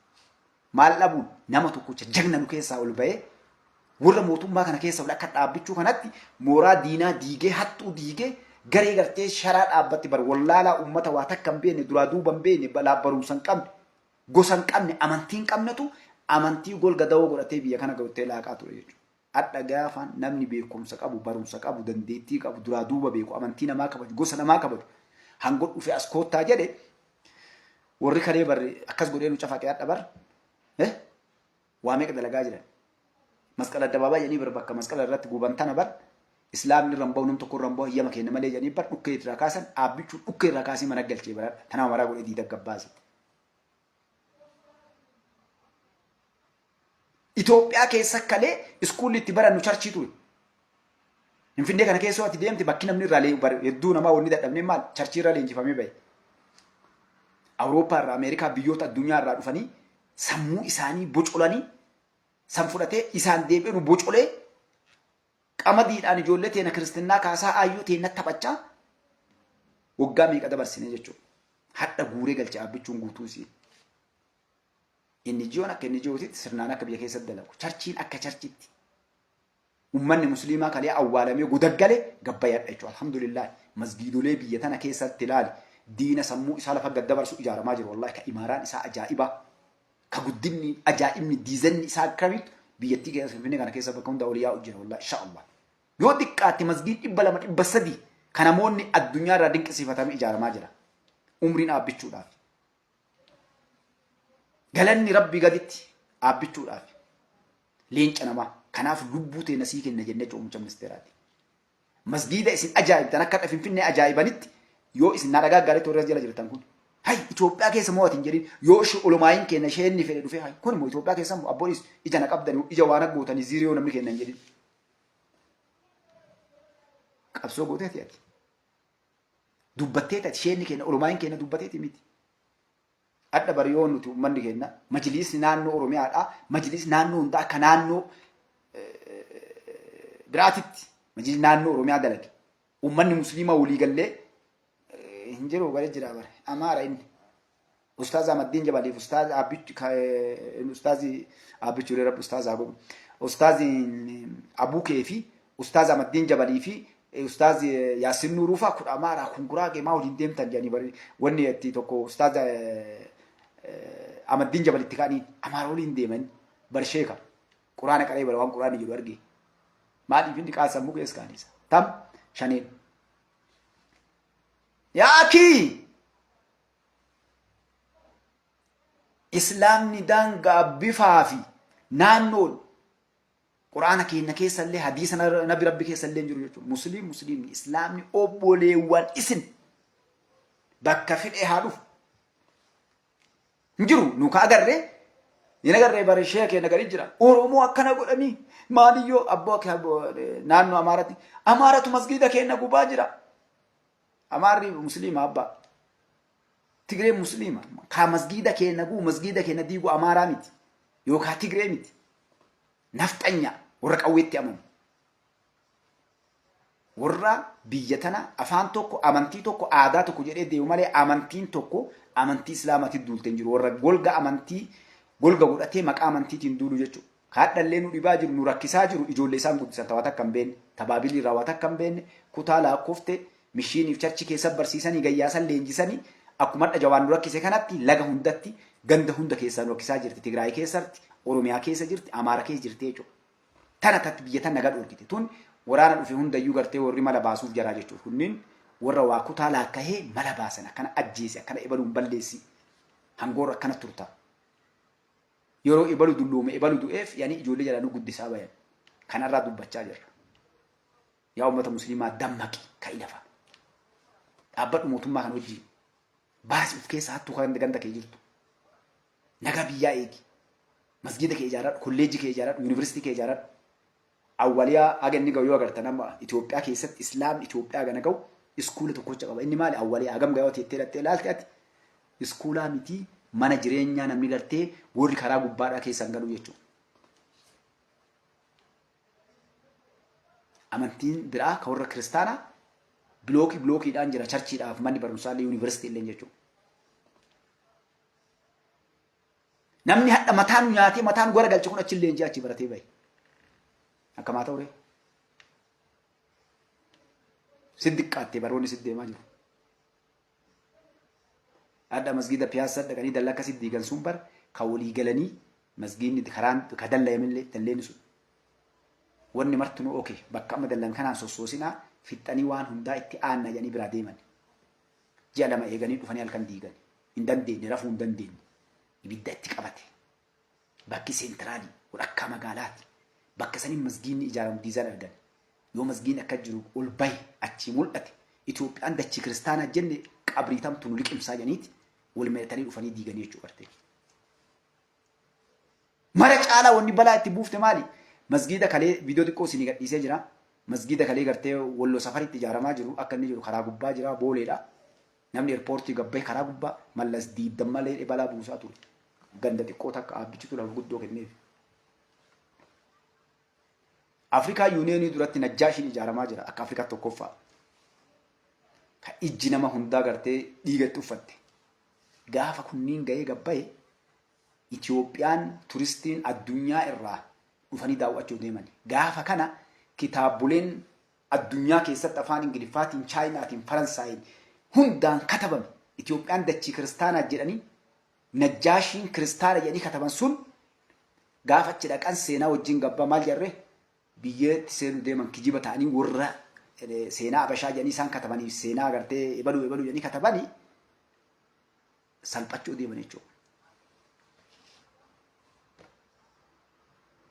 Akkatti masgiin Najjaashi kun ijaaramaa jiru beektu dirqamaan ijaarachisaa jira jechuudha. Dirqama wallahi Oromoo bara. Didee bar musliim maaliif dabeettanii isin? Boru gartee namni kiristaanaan gottee beekaa qabrii nu nyaata. Inna lillahi wa inna ilayhi raaji'uun. Wallahi guyyaa tokko soomara sadaffaadhaaf akkas dhaqaa dirqamaa meeyoo namni maataa qabu jiraata. Achi dhaqaati salaataati waallee waraabaa viidiyoo inni waabanee si yaanee dhan jechuudha. Ni yaadattan gaazii waraabee jiraa jiranii. Didamee bara.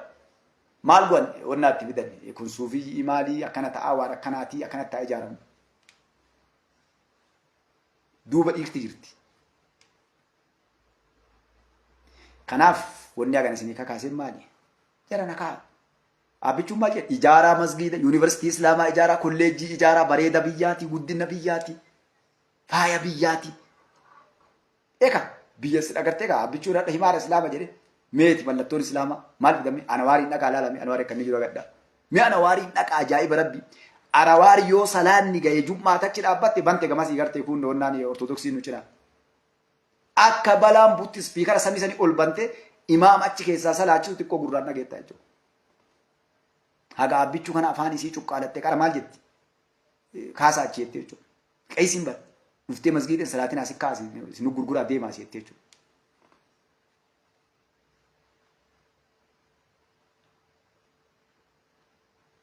Sawwachi rabbi haa sodaannu dhiifama isinitti illee dheeradhe maal gubata keenya keessa baana jedhadha. Akka namaa qabsoomne alhamdulillah wareegama guddaa itti kafallee biyyatan hadha yeroo gartee wanni marti nu nagadda barteellee kabalaasaa nu guddattee jechuudha. Paarsanaalii nu kabalan, gamtaan nu kabalan, masgiida keessan nu kabalan, iskuula keessan nu kabalan, karaa irra nu kabalan. Hadhallee durriyyeen nu taphachuu barbaadde jechuudha. Durriyyeen hadhallee sodaachistee dhugaa irraa nu ari'uu barbaadde. Durriyyeen hadhallee nu duultee afaan nu qabuu barbaadde jechuudha. Biyyi tun biyya seeraa, biyya hayyuun bulchu, biyya beekaan bulchu. Uummanni Itoophiyaallee nama bakka buufatee ergu nama amantii namaa kabaju. Nama gosa namaa kabaju, nama naannoo namaa kabaju filatee erguu qaba uummanni. Ulaagaan kunniin kaawwamuu qaba jechuudha. Islaamni amantii namaa gosa namaa kabajuu qabdi. Warri mootummaa keessa yeroo hedduu asitti gartee walitti qabamanii dhufanii waan biyya nyaachuuf, uummata nyaachuuf, liqimsaa ofiitiif farshoo waan itti dhugan, zinaa waan ittiin dalagantu baratanii qophaa'anii dhufaa turan abbichuun dura jechuudha. Adda taphni sun hin jiru. Forget irraa fadhaa biyya bulchuuf koottaa. Nama amantiin kaaniin ilaalin walqixxummaan ilaali guyyaa salphatti dhufa. Hadha yeroo teknooloojiiti. Haga gabaabduu ammoo kun marti deema jechuudha. Haga gabaabduu it is few day few maybe waggaa takkaan ga'u. National ID'n kun wal ga'ee jennaan biyyee isin nyaachuu deemte jechuudha. Hin jiru kaa. Namatti taphachuu waan feete waajjira keessa jettee nama ari'uun kaameraan sisii kaameraan bakka hundatti hidhamuu deema. Akkuma biyya guddattee sanitti wanni ati gootuuf daladdu guutuun rikooddii jala taate jechuudha. Tana balleessuudhaaf waliin dhaandiifama. Qabxii itti aantu isinii dabraa jechuudha. Affolchaa. Qabxiin itti aantu waa'ee shaneeti. Saree duruu nyaatu ta'ettuu maraattee jedhani. Jawaar Mahammad duruu waan fuudhu dhabee akkatti gartee ilmaan Oromoo fi Itoophiyaa keessa salphisuu ittiin barbaadu dhabe humni tokko waan isaallee hin beekne raayyaa ittisa biyyaa ta'ii humna naannoo Oromiyaa ta'ii shanee sanii ta'ii hin beekne reeffa namaa baay'izawee hin deeggaruwan shari'aan kiyyallee amantiin tiyanii dhoorkiti reeffi nama kamiitu kabajamuu qaba. abbaa fedhe diina fedhe ka fedhe haa ta'u namni lama ni kabajama. Namni booji'amee fi reeffi namaa kabajamuu qabachuu kana. Dhugaa dubbanna abbaa fedhe illee haa ta'u. Garuu waa tokko na ajaa'ibe. Feesbuukiin nurratti cuufu. Jawaar Mahammad akkamii gadhiise reeffa namaa harreef fe'anii deemanii jalqaba. Laala addunyaa tana bakka isin jirtu. Anama feesbuukii yoo poost godhe yeroo san feesbuukii cufamu.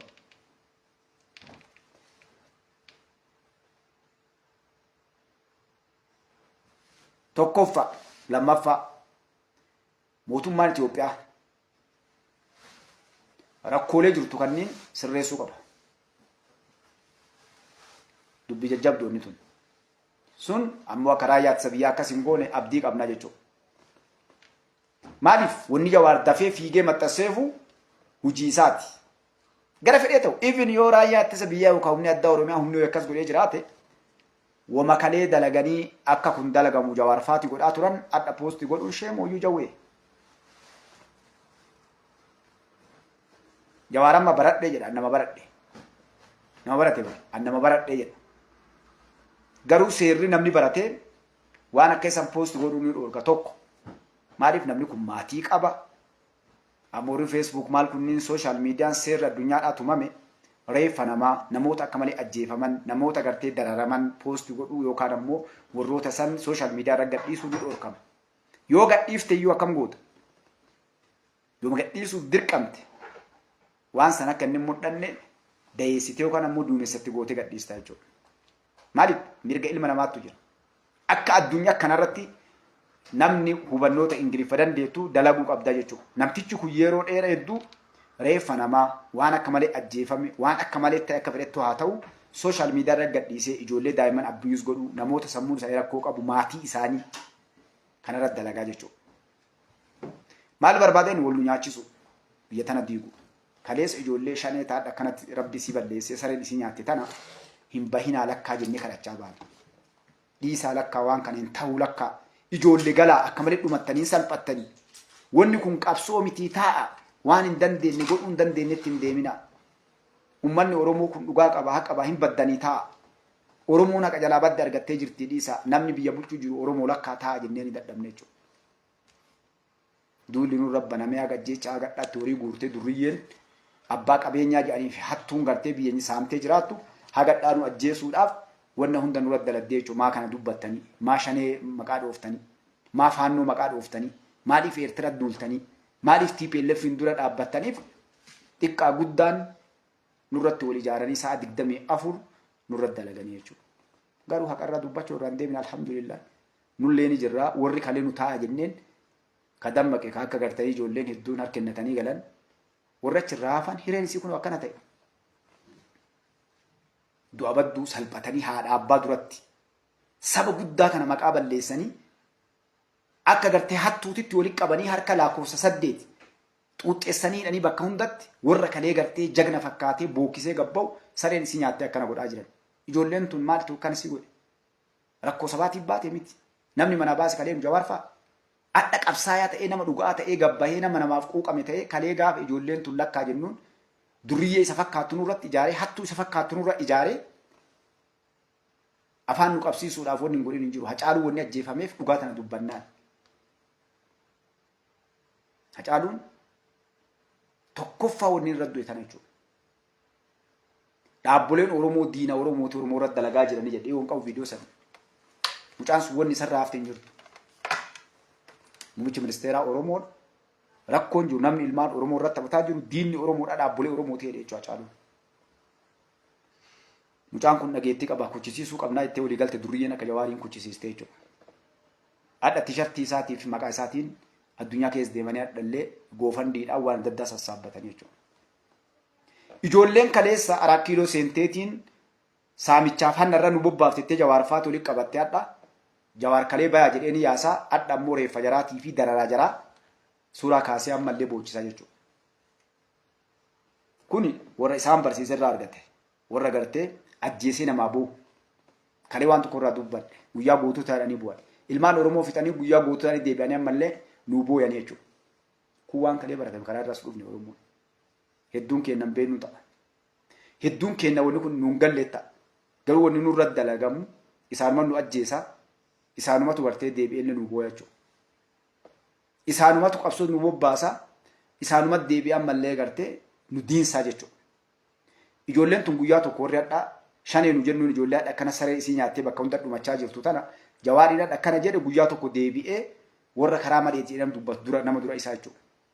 Dantaa isaa yoo argate liqimsaa isaa yoo argate farshoo isaa yoo argate kaayoo isaa ta irratti ilmaan Oromoo ficcisiisee hadha sa'a 24 nu nyaachisu ammallee seenaa Oromoo xureessuudhaaf yeroo cufaa gartee laqaaqaamee akka waraabessa raqaa gandara deemee qocutti reeffa ilma namaa qocee as gubbaa poosti godhu kuni dantaa mataa isaa yoo argate namni jalqaba deebi'ee Oromoollee an akkana jagna akkanaati Oromoon jagna jedhullee isaa jechuudha. Faarsee bulaan kaleessallee isa mata walwaallee akka abbichuun baane ka ganamas dhaabbatee galgalachi dhaabbatu. Kaleessa gaafa abbichuun jagna beekaadha namni akka kanaan jiru marshi qayyaariidha Itoophiyaa keessatti mootummaan akkanaan galle jedhaa ture. Yeroo waan liqimsee achi hagana malee homaa sitti hin kennu jedhaniin abaarsa abbichuu eegale jechuudha. Eenyu rawaa butuuf Oromoo irraa gandarra deemee kitaaba gurgurachuu fi goofandiidhaa fi gartee haala adda addaatiin walitti qocuuf jechuudha. Namni inni hin ta'in hin jiru kaafaa ollee ta'e Oromoo ollee ta'e abaa ollee ta'e TPLF illee ta'e faannoo ta'e hafimaa jechuudha. Irriffi jette jarri. Galgalli isaa kaayoo warra isa barsiisee kalee mishiinii barsiisee ta'e galee gattaa jechuudha. Jawaar Baamadan bee faannoo namni shakkii takka malee eenyu loorri illee ni jira jechuudha. Dhaqalaalaa aktiivistoota Amaaraa. Mustafaan isin himee ture. Ammoo guyyaa gabbaanii dubbatantu jiru. Maaliif Jawaar kaleessa gaafuma ganama gabbaye. Ganama gaafa ganama. Eenyu ture aktiivistii Gimboo Sabaatti ture. Aktiivistii nafxanyootaa ture Jawaar. Barre gaafa uummanni musliimaa sagaleen kennaa dhagamtu as waame islaama cabsatti islaama teerreestii addunyaa irra baasa jedhee ani islaama keessatti dhadhee naannoo argate ilmaan arsiidhaa harka 190 musliimaa nu seefiidhaan morma namarraa cirraa jedheenaan uummanni musliimaa maayikii irraa fuudhanii abba balbala bayyanii. Nafxanyoonni illee ahaa gurbaa si nyaachifnee si guddifnee wanni si leenjifneef tana inumaa mancammoo seefiin morma cirruu deemta nutti asin deebiin jedhanii. Jawaarii lafa badee Aljaziiraan karaa gubbaa qabdeen taloo lafee sun Aljaziiraan tarbii goote jechuudha. Oromoo faristi moo Itoophiyaa jennaan gara kabade Oromoo faristi jedhe. Jawaar wanni lafaa kaasee Jawaarii kalee jimaa qama'ee haadha akkas godhe jedhaa oolu wanni jagna godhe ala gabbaase tanaa jechuudha. Kalee nurra jagna ture addi bilisummaa Oromoo diina Oromoo waan beektu wallaaltu jedhee miidiyaa fi waltajjii nafxanyoota gubbaa dhaabbatee surree nurraa hiikaa ture kaleessa. Akkuma hadha ilmaan Oromoo ajjeesaa dhufan nu ajjeesaa jechaa ture Jawaar kalee. Wallaalaa warri waan beekneef warri isa jala yaa'uu warri karaa hadha dhuftee sooshaal miidiyaan qabsuu dabalte Jawaar maamma qabsaadhaa goote hadha. Garee gaafa qeerroo fichiisuu illee ni beekna barkaa warra fichisiisan. Isin himnee illee fudhachuu diddani. Warii ilmaan Oromoodhaa walii qabee nyaateeti gara deebi'uudha biyya lafa maraa jira Jawaar Maammed. Abbaa Duulaa Gammadaa gaafadhaa ni beeka waan amma deemaa jiru. Maal akka ta'e 2020 irratti filmaata wayyaaniin dhuftu irratti wayyaaniin dhiibbaa godhanii meetikiin waliin sheerii seenuudha. Bizinesa wayyaanii jechuudha garuu ilmaan Oromoo fichisiisanii. But Jawaar dubbateera bare. Nuti 2020 asitti wanni kun akka xumuramu hin barbaanne jedhe jechuudha. Yes. Wanni isaan yaadan filmaan yeroo dhiyaatee fincila Oromoo kaasanii yeroo Tigree muddamte wayyaaneen gartee uummata isinirraa qabnaa akkana nu godha jedhanii gartee waan ittiin kalaa jechuudha.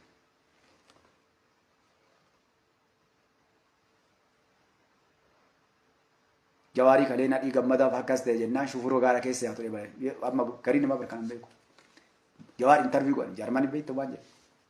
Alaabaan ati karipeeloo laate akka biyya jibbitu kam jennaa alaabaa adda bilisummaa Oromoo wanni Oromoo jettee waliin gadi yaatu kanaa jira Jawaar Maammed.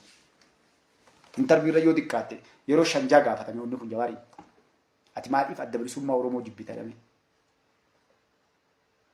Garuu as deebi'ee Oromoo sobu abaa onna guddisee oppiidiyoon na barsiifte waan kana jedhaa jechuudha.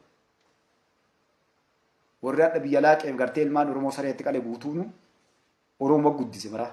Oromoo barsiise hunda isaatu. Nu fakkaatanii nu nyaachaa bayan. Kanaaf hadha wanni deemamuuf jechuudha. Yakkoonni shirri dalagame wannoonni ta'e fedhu yoo ta'e jechuudha. Wayyaaniin kalee gaafa ilmaan namaa kolaasaa qalaa turte takkaa. Waraanni wayyaanii kamallas akkas godhette miidiyaa irrattis dhuunfaanillee gamtaanillee dubbattee hin beektu. Nafxanyoonni takkaa rakkoo ilmaan isaan keessaa ba'an kalee maqaa isaatiin dalagan takkaa dalagdee hin beektu jechuudha. Oromoon garuu ebarkana wallaalaa wajjin dhalachuu irra gartee hamtu jajjabdu warra duman wale gartee namni waa beeku hayyuun saba ofii haqa fedhe ta'u haqa fedhe ni gorfata keessaa rakkoo san fursiisa malee yoo saba kee ta'e dhiiga kee ta'e irdi wanni kun adda wanni Itoophiyaa tolchinee balleessinee bulchaa jiru ilmaan Oromooti. Mootummaan ka Oromollee ta'uu baatu namni Itoophiyaa bulchaa jiru ilmaan Oromooti. Itoophiyaa namni adda jijjiiree addunyaa keessatti adda gabbayee maqaan isii osoo hin kaafne ooltu tuni sadarkaan eessa Itoophiyaan dhaqaarti jedhamee waamamu kuni Afrikaa keessa tokkoffaa taatee addunyaa keessa dorgomuu deemtan eegamu kuni namni jijjiire Oromoodha jechuun maaliif? Oromummaa kana jijjiirte. Waggaa 150 jijjiiramin nurraa eegaa turani. Isii keessaa waa qurqachuu haga balleessaniif Itoophiyaan akkan ijaaramneef wallaaniitiif dibare ijaaruullee nu danda'e. Itoophiyaan ambassaa jedhanii baasa kunnuu gaafa jalqabaa galchite gadhaa Finfinnee keessa olii gadooftee jechuun gartee surphaa. Adda waggaa 7 kana keessatti baasa gosamee gaggale. Gaa elektiriikaa muknuu dheengadda 100 galee fagoome. Adda taaksiitti warra kasamii gubbaa bararuu galchaa jirti Itoophiyaan osoo biyya addunyaa kanaan galchiin. Maali biyya siiti? Ganda ofiin ijaara, qe'ee ofii namni ni ijaara. Ambiyoo namni biraa qe'ee ofiin ijaaru jechuudha. Wal kabanamni keessa wal gurfata rakkoo yoo jiraatte illee. Takka Jawaar Mahammad takka wanni Jawaarii irraa buudinneef takka adda mormitoota hedduu Itoophiyaa keessaa kan haftanyoota TPLF hundi aktiivistiin tokko Jawaar dura waan kana poost hin goone. Faannoon poost hin goone waan kana. Naannoo Amaaraa kana keessatti faannoo wanni isaan ilmaan namaa irratti hin dalagin hin jiru. Barattoota meeqa rashante dhiyooma kana barsiisota meeqa iskuula seentee rashante jarri ofii baatee dubbatte uummanni isaanii aktiivistoonni isaan tokko poost hin goone. Warri isaanii mormu ka mootummaa waliin jirullee ka isaan waliin jirullee. Jawaarillee poost hin goone. Haga wal qaltee muka wal fanniftumaa meequ tokko isii poost hin goone. Yoo mootummaa kana irra duuluu taate silaa yoo mootummaa kana irra duuluun godhame waan naannoo maraa keessatti dalagame poost godhan jechuudha. Maaliif waan naannoo Oromiyaa qofa keessatti dalagame yeroo cufaa poost godha Jawaar Mahammad. He is not Oromo. Enemy of Oromo. Diina Oromooti. Farra saba kanaati, ummata kanaati. Ummata Oromoo qabsoo Oromoo inni kontiraata fudhatee yookaan inni ilma gudeedaa ta'e ilma guddisaa hin taane qabsoo illee taasisee caalaa goone. Qaama cinaatti awwaallee yaana. Dhiira itti dhabne nu. Ganda itti nu diiggame.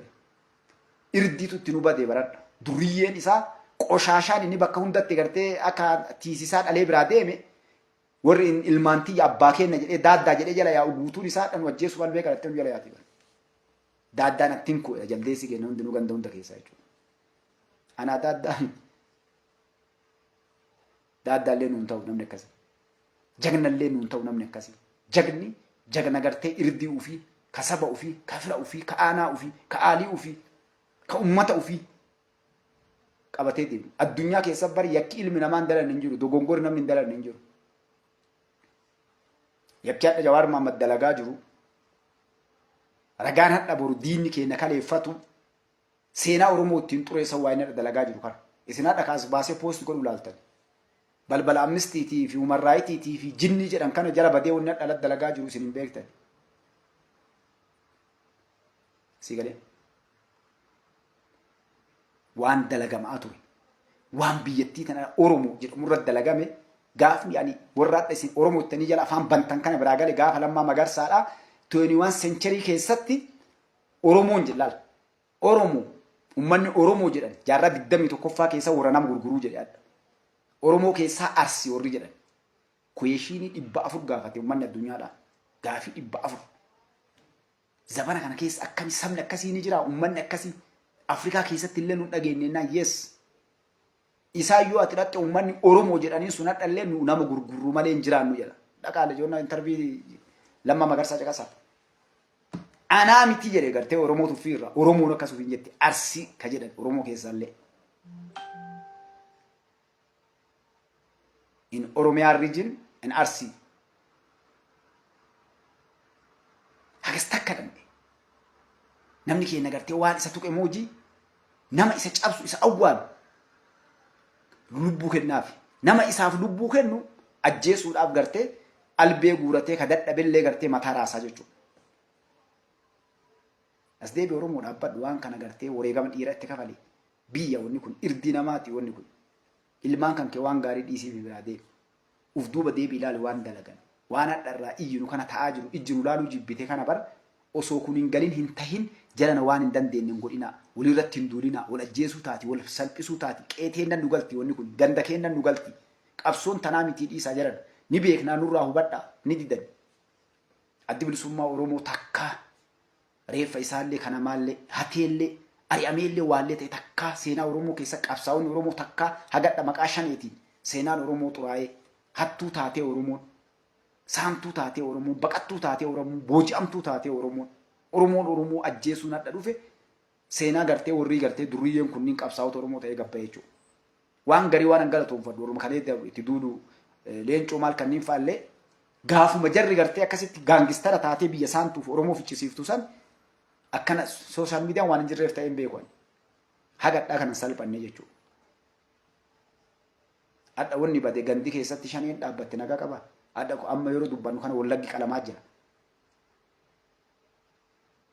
Harcaatuun jawaarfaatii danqaraa keessa gannatte ijoolleen Oromoo deebitee adda aayyolee fi abbulee ijoollee daa'imman qalaa jirti adda jechuudha.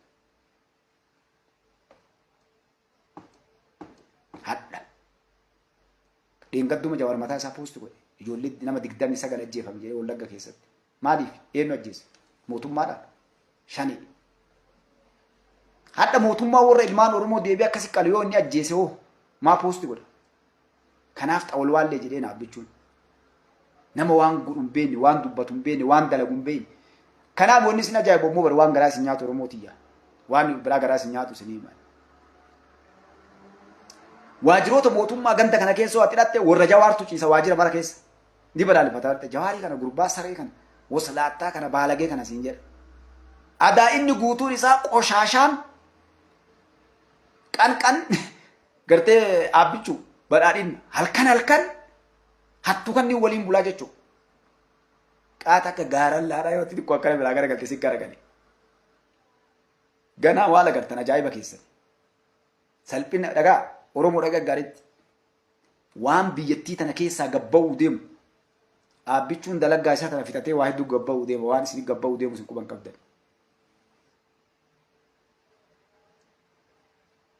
Wanni jawaar mataa dhaabee akkanatti ajaa hunda raqa hunda gundaa guuree gartee maqaa Oromoo hayyuu Oromoo goota Oromoodhaa seenaa Oromoo kana xureessuu isaa 24 dalaguu fi buchulloota kanneen bakka hunda keessaa qaba gartee takalee baallama waliin seenan takalee aabbichuu waliin qaluuf waliin fannisuuf summii nyaachisuuf ajjeesisuudhaaf waliin dalagantu adda hunda cufa keessaa gartee xiixaa jechuudha. Akkasiin jaran dhagaa wanni kalee sodaatani rakkoon namni keenya qabu heddummaas ta'e ta'e waa sodaa maaliif namtichi kun nyaatame kun gurbaan kun nyaatame maaliif gaafa abi asiideet anaaf aabbichuun takkaa ona garree abbaan lallabe yookaan akkasuma aabbichuu lallabaan jiran yookaan badhaa'ina lallabaan jiran dhugaa haqa rabbiitaniif uummata kiyya saba kiyya Oromoon akka lamuun soobamne ilmaantii akka hin soobamne hattuun akka bakka dhabdu hattuu jechuu danda'uu qabda leeba akkasitti galaa nama kenna. Leeba yoo ati leeba jetteen leebinna isaa ragaa hojjetate kaleessite martu hattuuf irraa eegaa jechuudha. Yoo qabsaa'onni namni boru biyya bulchu namoota hadha biyya tana laaqan nama mataa waliin tuman kana taate maal guddachaa jirra reef duuba gad deebi'aa jirra. Yoo namnummaan kalee biyya laaqee gartee hadha olii gattare kun deebi'ee boran gobba'u taate. Akkasii miti. Itoophiyaan dhiisii biyyoonni hadha Eertiraan cabxuun duutuun tun gartee addunyaa keessaa hadha maa'ii jirtu tun biyyoonni waa takka hin qabne duratti dhufaa jirti hadha nama baratee. New face, new year, waggaallee haarawa namni illee haarawa wanni hundinuu sencharii illee wanni hunduu haarawatti dura deemna jechuudha. Injiroo akka kalee sun dhaabbatanii achuma gandaa wal ijaaranii, amantii wal ijaaranii, naannoo wal ijaaranii, gosaa wal ijaaranii biyya bulchuun aga kalee dabre. Dhoorge yeroo dhoorgite wanni aabbichuun dalagaa jiru ganda hunda laga hunda dalagaa jiru kana jechuudha. Teknoolojii maaliif namoonni hadha akka dalagan kun guutuun isaa harcaanii hafu. Itoophiyaa wanni qoma dhaadhaanii ammallee dubbadha. Naashinaal ID hadha dhufe kuni. Social security warra Ameerikaa fa'aa jirtan akkasii ni galti. Social security dhufe abbaan albaasi. Kanamuu gartee nabse akka guyyaa qiyaamaa santu dhufaa jira. Isiniin galu gaafa dhufee biraan bahee argaa warra Itoophiyaa keessaa nabse jawaariin keellee nabse hattuun hadha waajjira keessa teettullee nabse santu dhufaa jira.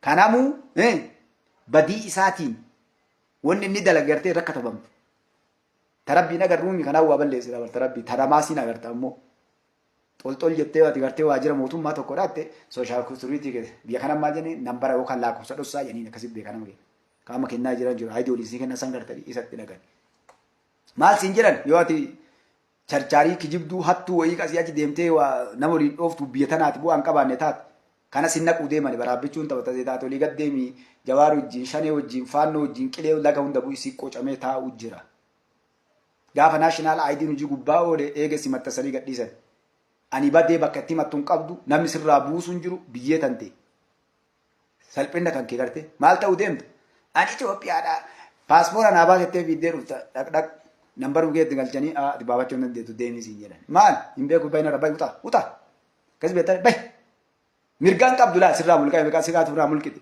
xolxol soo jettu jechuudha santu dhufaa jira gaafa kana barate namni Afrikaa Itoophiyaa kun nafsi jechuu deema garte akka gaafa mallasii fa salaattan san garte akka gaafa Haayila Sillaasee faa hadaraa Haayila Sillaasee jedhan bishaantu dhaabbata jedhan san hadaraa Haayila Sillaasee jedhan dhagaan gaara gubbaa konkolaatee dhaabbatettan san garte warra dadhabni bara ilmaan isaaniiti warra Mallas Zeenaawiidhaa jagna keenya isatu Oromummaa nu barsiisee isatu sabaa sablammoota mirga kennee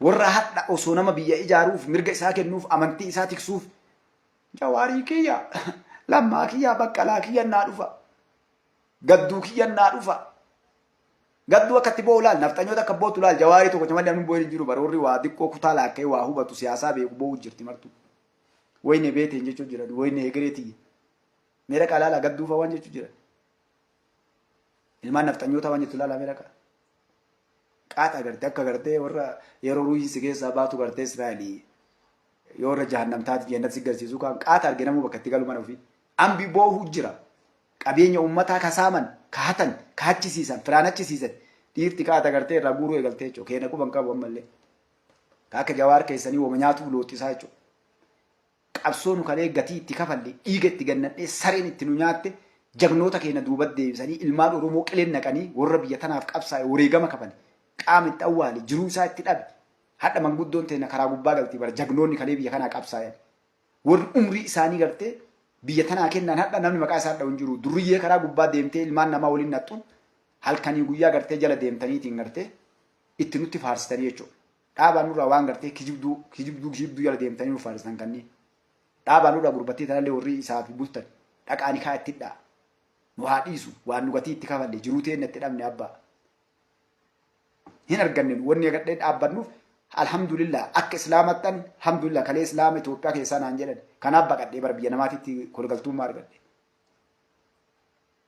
biyya dhabe mirganna irraa mulqame bara adda mirga santu naa deebi'e garte ka uumamaan rabbi naa kenne ilma irraa mulqate islaama Itoophiyaa keessaa islaamate takka kaleessa gartee Oromoon hin jiru bishaanii baate qurxummiidha naan jechaa turan adda ilma namaati ati Oromoodhaa naan jedhan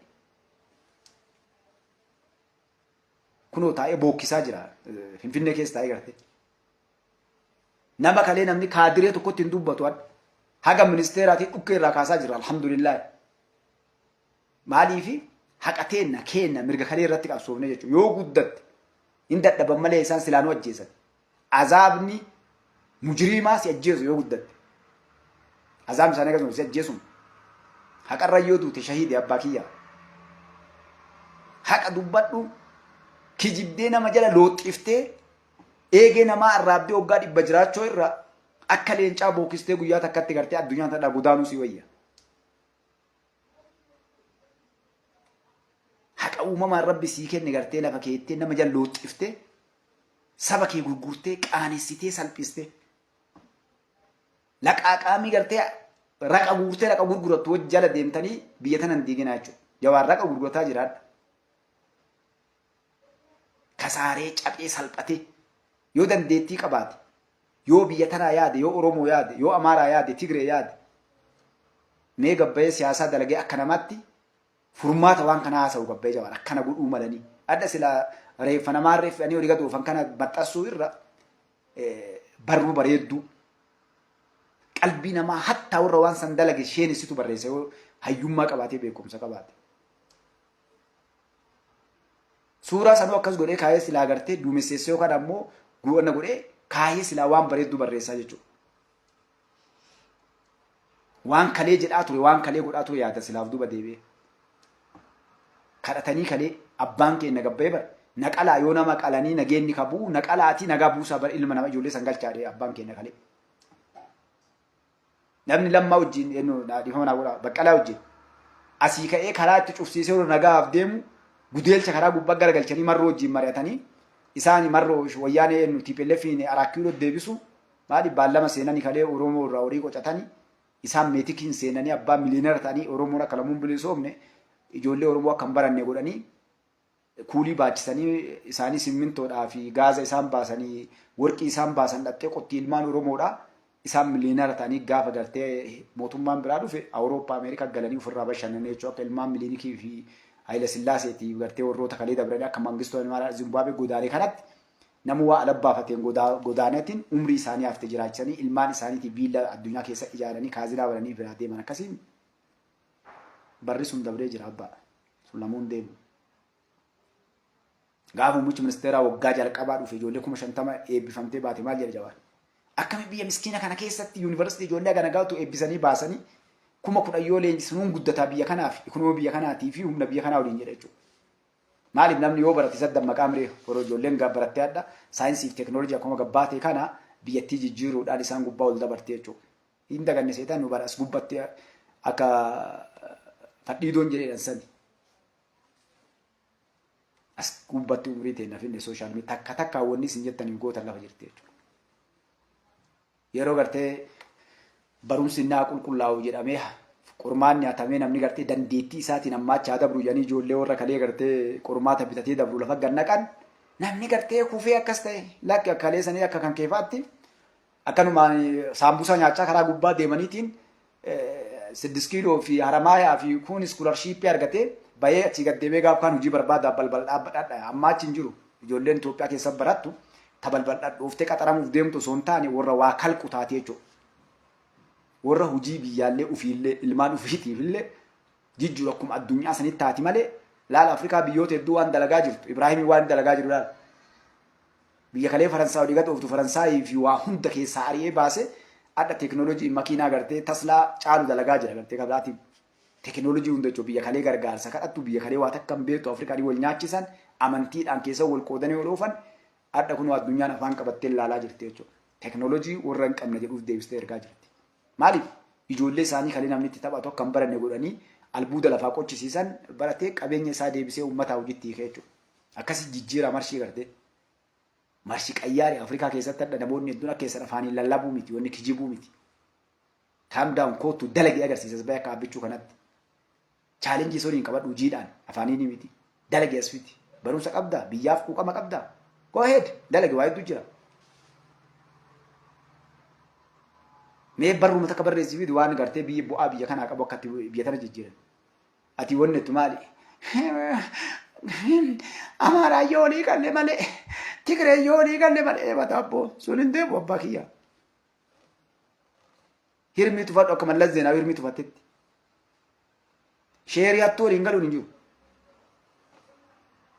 Itoophiyaa jaalattee nama biraas ni mugana. Wadda harki xallaa maajoritii akkuma seerri addunyaallee kabii Itoophiyaallee jedhu san uummata guddaa biyya bulcha. Uummanni Oromoo hanga dhufeemi guddaa waan taaneef kan waajjira keessatti heddumminaan jirra, waraana keessa heddumminaan jirra, diinagdee irratti heddumminaan jirra, amma alhamdulillah dhufu jirra. Akkuma jirru saniin jechuudha. Wanni hunduu qoonni sii kennamullee akkasuma.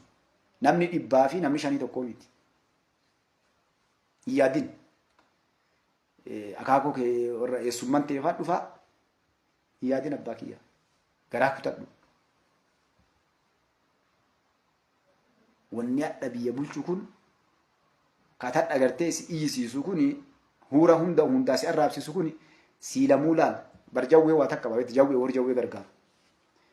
Nabi garii wanni inni yaadu warra wayii Jawaarfaati Lammaan fa'aa baratee Baqqalaan fa'aa Gadduun fa'aa dhufee gaaminam hirmii tufadhaa irra seedeebu hirmii tufadhaa karaa dhufaniin hin jiru no way qawween ammaa addunyaa keessatti hafuu deemti ripeeloodhaan inni jedhan. Ambi addunyaan kilaash maal kanaaf qawwee xixiqqaa kana balleessuu deeman. Inumaa qawwee rasaasa fiigee dhuka kana balleessuu deemti addunyaan. Cararii deebi'aa jirti gartee ifaa wayii ibsaniitu mammataa sirraa buqqisu. Kanaa miti namni gartee ilmi namaatu wal ajjeesu nafuu deema. Teknooloojiidhaan wal dhukkisiisuu deema namni gartee. Saayibar jedhanii jawwee ati hin qaraanii bakka sana. Maaliif dadhabe namni lafarra fiigee qawwee baatee wal ajjeesuu kan. Waan namni isin riphee lolattanii ganda keessa warri gartee addunyaan Afrikaa tana saammachuudhaa fi warqiif gaazaa biyya kana keessa jiruu fi uummata keenya kana gartee amantii irra jijjiiruu fi qawwee gurgurtee qawwee duruu istoora keessa jiruu fi warshaa kan hagi jirtu walii gadooftu kana laalte hafaa jira marti isaa gartee. Tokko inni nama lammata. Namni akkuma kaleessaa isa ol ka'ee garee wayii ol ijaartee uummata qabsoofna jettee dhuftee dorgommiif dhiyaachuun lamuun jiru. Maaliin dhiyaatan sadarkaa barumsaatiin ta'uu deema abbaa. Irra sididee bakka naashinaal aayidii tana jalaan didii nama eeggaritti. Naashinaal aayidiin kuni eenyutu hattu, eenyutu kalee waa laaqee, eenyutu gartee biyyaa dalagaa, eenyu gosaan deema, eenyu amantiin deema, eenyu nama siyaasaati, eenyutu gartee kana hunda qulqulleessee ka biyya gad dhufu deemu nama amantii namaa kabajee wal qixxeessu, nama sabaa sablammoota wal qixxeessu, nama waan hundaa jechuu gartee heera biyyaa san qajeelloo dalagu heera tumanii itti kennee deema malee aabbichuun nama biyya tanaa ta'u kennee hangoo rabbi umurii isaa dheeressu kennee karaa gubbaa kaahee uummata kana akkuma amma arraabatee gartee ibara harreen damma baattee deemti karaa uummanni keenya akkasii bala mirga isaan beeku mirga qabu bu'aa isaan beeku miidhaa isaan beeku diina isaan beeku fira isaan beeku nama akkuma looniitti jiraachaa ture uummanni Itoophiyaa ka dhufu maraa faarsu ka ayyoo fuudhee hundinuu aabboo jechaatuma gartee sanan bisu deeman maali mirga isaa aabbichuun takkattiin aabbichuun balleesse gartee isaan qeequ maali beektan ummata takkaa dimokiraasiin argin mirga isaa hin argin gabra fuudhee takkattiin gartee itti kenne mirga isaa yu wallaale abbo manni hin dhama'e sigalee ni dhama'e umman waan qabatu gadhiisu wallaale gartee suutaan namaa kennan gartee akka dandeettii isaatiin overdose ittiin faranjiin overdose itti godhee gartee mirga isaanii itti gannaqee lafaan fudhee jala nam dhama'e yu mi'aa fi bushaa isaatu wallaale gartee gara biraa tattaafachuu wallaale jechuudha sigalee akkas osoo suutaan aabbichuun itti kenne takkaan lolan ummanni Itoophiyaa gammaa irraa hin galle beekta wushaa yoo atetteen yessa jala lafaa utaalee gartee yes yani geeta gooftaa kiyyachoo kabarate karaa aabbichuun hawaasa kiyyee gartee abjuutti gabbuun akkas beekama dhimma Itoophiyaa walumaa gal Itoophiyaan Afrikaa irra guddoon ka Itoophiyaa ammoo hin agarre ka Itoophiyaa yoo ati wushaa tettee ija balleessitee ati ne wotaaddarne aabbichuun silaa jedheen ishi yani geeta Mangistuu Hayilemaariyaam bara nam tokkotti hin fincille bara Mangistuu Hayilemaariyaam qixaliyaa isaa uffateetumaan ሁሉም ነገር ጦር ግንባር ጀደን ጆለ ከና ረጃጃጃ ሀሬ ከነ ነሙ ገንተ ከዛ ወል ጉሴ አዮን ቴና ጋ ያ ረቢ ኢልመና ይራማና ከንቱ ደገት ገርተ tokko nama akka dhaabbichoo baari kanatti na baari gooftaa keenya yani yanee geeta qayshii biree kaan mataa irraa buqqisa zamacha jedha ol ari'a hundinuu guuree ol kenna nam tokko maal Mangistuu Hayilemaariyaam dubbate yoo inni as garagalee gartee kutaan inni itti fuula garagalee qaata gartee nu dhumatteedha duriyyee kana gabbobbaasee ganda keessa qayshii biree kana ilma mataa irraa guura akkas fira umman Haile Sillaaseen arrabbi jedheen manguddoon teennaa gadhaa Hadaraa Haile Sillaasee siin jettee qunuun harkaa lafa bu'ellee sigalee Hadaraa Haile Sillaasee innaa lillahi wa innaa ilaihi raaji'uun mallastu dun mallasoo jedha bar maymee nama manguddoo gara gibira qabaadhu mallasoo mu siin jedhani bar mallas siin jedhani bar mallasoo maqaa maal jedhaniin maqaa qoonnaati shedhee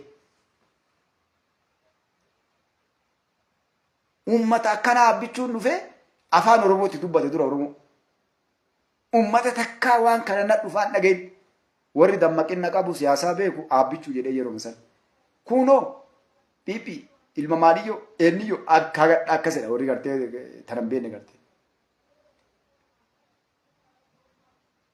sigalee haga hadhaa warri gartee tanan beeyne tes kalabamate gartee harri mati foon harree jaan yoo ati fuutee sireerra keetti sireerra gangalatee bu'aa jedhan takka abboo akka afaasaa dubbate yenumaa kun afaan Oromoo dubbataa nu salphise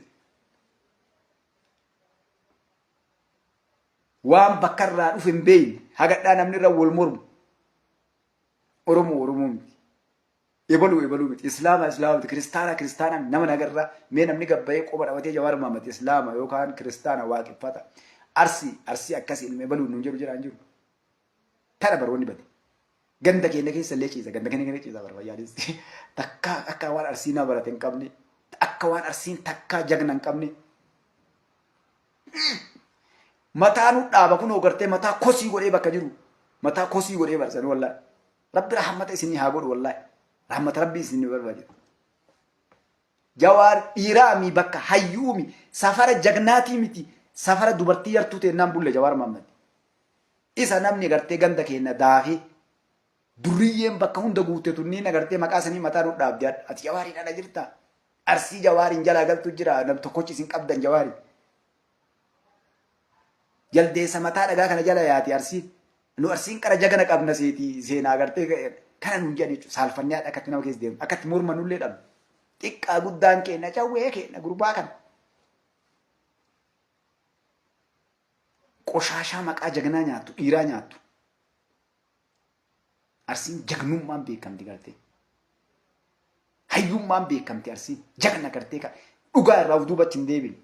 Dhiira siin seentee gara siin baatu tan kiyyibne tawaan jettu hojjettiittuun beekamti Arsiin. Ka akka leenjisoo diigaa. Ka diina mooraa diinaa diiga. Ka akka nadhii gammadaa. Ka akka jinaal waaqoo guutuu. Allah akkam isin godhare. Ka akka haajaa damsaa addoo ka'u laal jagnummaa bira dabree bal'aal. Xawol waallee osoo hin taane ka gartee osoo jabaartaati jilbiifateetiin gooftaa kiyya kunootee waraqaan nakkinnanillee ebaluun nakkinnee jeneraal Taaddasaa Birruutti geesse warwaata silaa gartee. Dhiira waan jette laal jagnummaa bira dabree Arsii akkasiin qabdu. Dhiirti waan garaa baafte gara deebistee laal haa garaa baqasaniif bara. Jagnummaa quban qabu laal inni. Mana fincaalii naqe hin jenne hin finne hin jenne homaa harkaan qabu hin jenne. Dhiirti laal waan jedheen barsanuutuuf dhaadu nafxanyaan jedha bara. Dhiirti waan garaa baafte garatti deebiste ola jedhu qabnan. Dhiira gaafa ambi nafxanyaan hin duutu samaayi taarrasiin nugusa ikkasasim gaafa jangarte dachiin samiin hin qotamtu nugusni hin kassasamuu hin tuqamu hayyee jedhamaa gooftaa kiyya dhiirsa kiyya jedhamaanii ni salaatanii fi gaafa namni jedhu waliitti galte addunyaan warra jedhe garte. Warra ajjeefnee isin garsiifnaa kassafnee isin garsiifnaa warra jedhee yeroo gartee jala galee ka fayyaalessi kenna baatee siree irratti gartee gaangee irraa buusanii bar siree irra baatanii deemanii. Eenyu beektaa ganduma isaanii keessaa tokko barambaraa sookaan ciqaashuum jinnishuumii kana ta'e fagoo hin garre. Bakka birii dhumne Gondarii Goojjamii illee dhumne gogaa hatta Finfinnee yoo dhumne. Gandumsan keessaa tokkocha qeessiin tokko ciraan bishaan itti facaasee ati ciqaashuumi barambaraasi maalii yoo jedheen haganuma dubbiin bara. Qaata qummaatee kunnoo gubbaa sanii bahee miila irraa dhiqanii garbi jala duuteef gaangee irra nama buusa gaangee irra nama akka ayyoon ta'e naarcee daatteetiin gartee adda addaan damma itti fe'anii sangaa itti guuranii maal godhanii gartee qaati jala seenan jechuudha. Kana dhiirti gartee jeneraal Huseen Bunee gaafa kafri islaamummaa ta'e gadhiisii jedhaniini maal jettamee jedheen nama 18 olii qaban Baalee keessa. Ka warri meeja baan keessan kam jedha kunnoo san jedhanii. Kan asaasni illee seenne kan duune kan himatamu. Dha'ee gaangee gubbaa gartee surri facaaseeti farda isaa miila harkisee fide. Nageen naasa Huseen Bunee tokkocha gurraacha gaara galu nu daraartee rabbi si hadaru maal jedhaniin. Maaliin yeroo inni warra duuje san mataa irraa buqqise iyyiti kaatee ganda keessaa gartee. Gadheen akka gaafa makeenyaa kana gartee jawweettee yituun. Walirraa fuutee magaalaan Baalee. Jeneraal Waaqoo guutuu illee dhufaniiti kiristinnaa ka'e isaa dardara rabbi jannata naqanii sumarisiitu. Mee maal jettanii jedhee kiristinnaa ka'e. Qoshaashaa jedhee ibada dhiiraa. Waraana iyyaa bara. Guyyaa san qawwee fuutee dhiirti. Adda kunoo ilmi jeneraal Waaqoo guutuu eessa jira? 4 kiiloo keessaa boochisu jira Jawaariin fa'a. Kana wanni kana isin dhaqee filmaan Oromoo eega dubbadde barruutee san bannaa gadi arguu jira. Mee ati jagna gabbaa'ee dhiira tanarraa dubbadhu seenaa jira. Jagna akkanaa qabna jedhii dubbadhu. Ergamtuu si beekna qoshaasha. Anas si beeka. Warra ati si ergatu warra hadha nu cabsuuf ilmaan arsee ilmaan sikkoo mandoo akka gartee taayitaatti hin dhufne akka duratti as hin baane mootummaa kana keessa diina akka ta'an Oromoo duratti akka diina ta'an yeroo namarraa bariiti akka ganda keenya dukkan itti bu'u. Seenaa badduu nutti gonfuuf dhiirummaa kalee qabnu jagnummaa kalee qabnu cufuudhaaf warri hadha sa'a 24 kalee maaloo isin tursiisee Jawaar Mohaammed. Ni beekna barka farshooliin dhuge illee beekna arganni barcheetii keessan guutuu. Ka waliin bizinee dalagna jettee illee ni beekna bara. Hundinuu alhamdulillah social miidiyaan hadhaa kun wanni inni tole maali? Gowwaa fudhaqanni waan qabe gadi dhiisuu jechuudha. Akkasii dhaqqaalii babbareedduu ilmaan Oromoo dhiifama guyyaa garii kan akkana dhufaniiti irraa diriirsan jechuudha.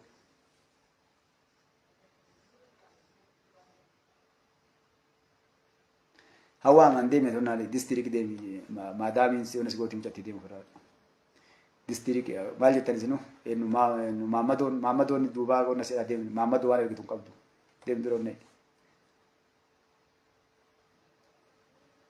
ijoolleen ijaarate jala kana waa barreessa mucattiin takka hawwii amaan wette arsi teena tunne miskiinatiya deematu fira onne ijoollee amma waa kun horeef haadhaaf abbaa sangaa gurgursiisee jawaarii achi dhattee birrii haa waliin qabduu fi buusii buufti tuan gartee amma maadamiin kabalaasii achi mana awwannaa keessa oofaa ijoollee daa'imman gartee horii waliin guuranii itti erganii kana qocata sunillee harka qal'atte amma haga nu jirru ilmaan Oromoollee ilmaan Arseellee durriyyeen hin nyaattu lamu dhageettanii garaa teessan muradha osoo isin iyyitan boottan kale modheen gadda mucayyoon takka block na goote na eeginaan jette wallahi Oromoo yoo anseen nama gara 900 foyi block keessan kaa yoo allaalu suuraan irra jiru warra kuunnu ka Geetaachoo Raddaa irra kaatee bara keessa jira Oromoo bar Faatumaa Maaliyyoo Mahammad Abdallaa Asad ka kuunnu gadduutu irra jira gadduu fi lammaan suura waliin kan ka jawween fooliin kan agadha yoo achirraa fi harka dhibbarraa wallahi yoo kijib rabbitti na qaba harka dhibbarraa 85 suura jawaartu gubbaa jira waan barnamni jagna jala deemaa hayyuu jala deemaa jagnaaf hayyuu sanuu bar gadaan harkaa qabdi ilaala dur namni eessara maal harkaa qaba ka bu'aa deemullee maal naa godhaa jira dhiirti durii bar yeroo dayyuus akkanaa kana qabde haga karaa irraa gorsitu biraan galtu bar dhiirti durii tammaati amma dhiirti maaltu jira amma dhiirti hin jirtu amma rakkoon ta'e namaal taate beektan dhiifamlee naa godhaa Oromooti dhiiratu hin jirre wal qixxaay madaabaraa kanatu dhiirummaa keessaa luqqisena fakkaate lubbuu harka qabatee yaa'aa lubbuu harka qocatee karaa gubbaa yaa'aa jechuudha dhiirti kalee yeroo jagna agartee kutaa fedhe amantii fedhe keessaa dhufu Oromoon kanaan beekamti kalee Hajaadam Saaddoo Baale irraa ka'ee Finfinnee dhufe eenyu argee Leencaa Tuulamaa Jeneraal Taaddasaa Birruu argee jechuudha eessaa ka'e Baale irraa ka'ee Finfinnee dhufe dayyuus ni hadhaa Finfinnee taa'eeti dayyuusa kunno Ameerikaa Awustiraaliyaa Kanaadaa jiruuf asin nama ajjeesa tana baroon saree nuqqalte wanni Oromoo gabrummaa waggaa 150 keessa keette dayyuusa kanatti wal ijaaree duratti as dhufu Hacaaluun Hundeessaa bar rabbi gartee seenaan isaa yaadatu gaafa namni eessa seennaa jedhee Geetaachoo Raddaa fa'aa salaatu waltajjii gubbaa ol bahee bar kallacha rasaasaa kennee bar diigee mooraa diinaa achi bahee leencichisu bar akkasiifaa nyaattanii bara wallahi yoo gurbaa sayyaada anaa hadhaatii miti anaa kalee ote wallahi waan sayyaada waan shufuroo tana takkatti isin dhiyu sila wallahi osoo akka dhiirummaa kalee san qabaadhaa adda numartuu kun kulaasani ni haxaayani waan shufuroo guurtee akka jawaar kana faa gartee fuutee isa gurgurattee sani qoshaashaa tana waliin qabdeetumaan rasaasa gurrarra dhoofta dura hasurri albaatu eegasi enu ajjeesa kam ajjeestanii maatti dhufiin sitti himtana bara waan biraalleen gootana yookaan mintoofii irraa gartee sibiilota keessa qabtee gurra maxxastee gadhiifta sakandii keessa waan garaa qabdu sitti himti nama diigee gaafa namni marti bakka seeru dhabe bar yeroo Hacaaluun achi gubbaa bahee akkasitti TPLF hin dura dhaabbatee inni gartee akkasitti misaa'ila itti gadhiisan namni bakka rabbi si haa balleessu nuuf cisee namni hundinuu bar jagna ka hambaa dhiiraati gaafa namni aabbichuudhaan jechaamtuu san hin jedhu kaa akkas jedhanii san deemaa jedheen kijibdu Oromoodhaa haqarra jira waan feetan fidaa jedheen hattuun dhaabbolee siyaasaa Oromooti jedhe diinni Oromoodhaa ta biyya gurgurachaa jirtu nulaaqaa jirtu isii jedheen waan biraa dhabdire dhatteeti dhiirsolee ofiitti himte gartee TPLF ni naxxanya dhatteeti mucaanutu haala qopheessaa nutu fuudhee isinii fida mataarraa buqqisaa jetteen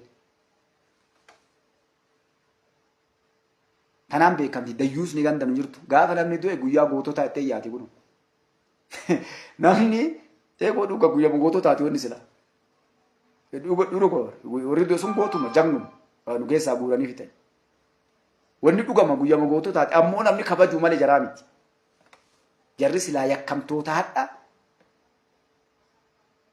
ajjeesanii jechuudha. Gadheen akkasuma bar gadheen yoo ati jirtu haga ati dhabamtutti hirriba siin qabdu. Akka dhiiraallee gabbaatee sitti hin dubbattu bar ganda keessa deemti laal si duub itti gartee gabbaatee akka dhiiraa akka jagnaa gabbaateen dubbattu osoo dhiirri akkasii walii gabbaatee akka dhiira kalee walii gabbaatee kaama namni keenya salaatuuf dhiirti gartee nyaatanii guutamaa jamaan roobalee rabbi jeenata isaan haa qananiisu. Mallas Zeenaawittu gaafa galaasaa dilboodhaa alarraa gale masqala addabaabaayii kanatti bayan.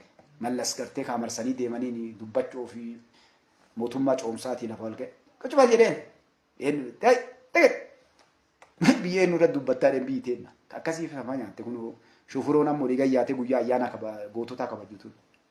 Kanaaf jedhe Mallas Zeenaawii bar jamaan roobaleedha mataa irraa muraanaa fidaa jedheefa isaa gartee. Jagna kanaadha. Jagna akkasiisan qoshaashaan tunniin nyaattee ambaa ergamtuun warri guyyaa takka Oromoon dalagee Oromoo irratti dalaguu malee jechuudha. Addallee wal nu nyaachisuu seenaa Oromoo xureessuu naggaadeen reefa nagaddii sinii dheeradhee na fulchaa wanni kana mara keessa deemee maali? Jawaarii kadhamee warri gartee waa jala yaayyaatan kunniini warra 4 kiiloo kana keessa jirtanii fi waajiroota keessa jirtanillee harcaatuun isaa ergamtoonni isaa warri gartee honnettan kunniin egaa ani sin beekaa baraata akka takkatti waan gootani mi akkasii miti dhiisedhaanii tana sin baaftu nulleen baaftu azal nutti hin gabaabsin jedhaanii ni gaya mootummaan Itoophiyaallee federaalaan mootummaan naannoo Oromiyaallee jechuudha wannoota dalagamu of duba deebi'uuf yoo qorate yoo laalee bareedduudha. Tokkoffaa reefi ilma namaa kabajaa qaba abbaa fedhe haa ta'u eega ajjeefame namni hin dhaga'uun arguun. Namoota yakka maqaa mootummaatiin dalagullee yoo jiraate seeraa dhiyeessuu. Warri mootummaas keessa san dalagullee yoo jiraate seeraa dhiyeessuu. Reefi kabajaa qaba booji'amaan kabajaa qaba yakkoonni gariin nama nyaatti quba qabaadha. Namni kun maatii qaba haadha qaba du'e bes du'e. Namni irraa baratu hin jiru. Oromoo barsiifnaa irraa jiilan jettanii warri sangoota illee yoo jiraatan no nama yakka dalaguun hin jiilchan. Kun ni beeyna warri dalagu wanni dalaganiif namoota jiilchina jedhanii dalaganii wanni dalagan ammoo abbichuu irratti dalagaa jiran ni beeyna jechuudha.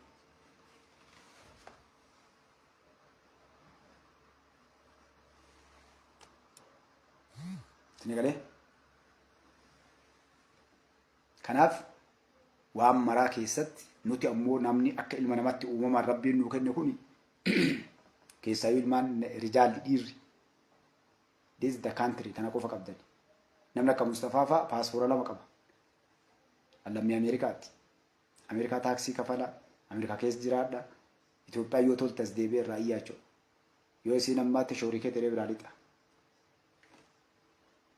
warri paaspoora biyya tana malee hin qabne hiree birii hin qabne dhiirti isinitti taphattu namoonni isinitti taphatu guutuun paaspoora biyya biraa qaba jiruu gaarii jiraata takkaan beelofne takkaan dheebonne siree gaarii irra bula mana gaarii eenyu olitti illee jiraata jechuudha abbaa qabeenya biyya kamiitii olitti jiraata eegate Jawaar Faatamma fakkeenyaaf Jawaar laal siree nama malkan keessa taa'ee yoo nagchi gartee komantii barreessu kuni ijoolleen biyya alaa baa'uu xiqqaatte gartee doolara 1000 guyyoo xiqqaate jatti 50-60 galaaf kiyyasa.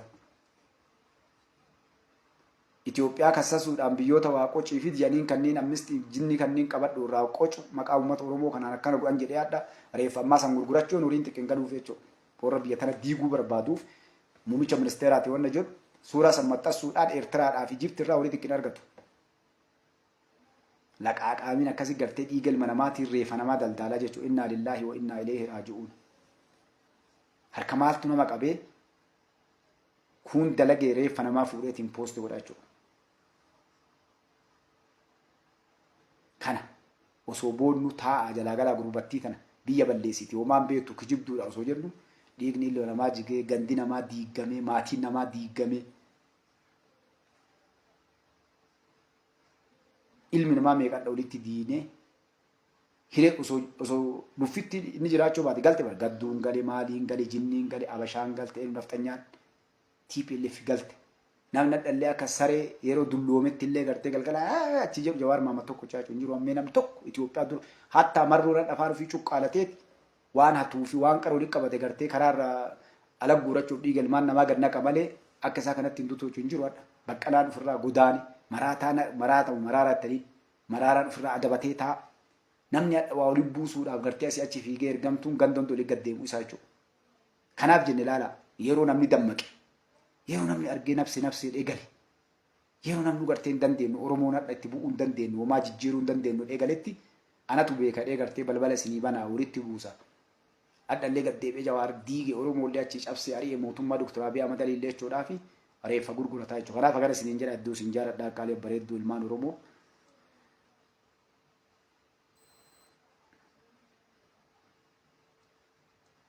Akkasii iddoo isin jaaladhaa iddoo isin kaawwaa isin dheeradhellee mooshin ta'ellee xiqqoo isii naaf folchaa warra mooseen ta'ellee dhiifama. Kalkanitti halkan gaarii ka guyyaatti guyyaa gaarii ummanni kiristaanaa waaqeffataa nagannaa jiraadha ummanni musliimaa assalaamu alaikum wa rahmatullahi wa barakaatuh.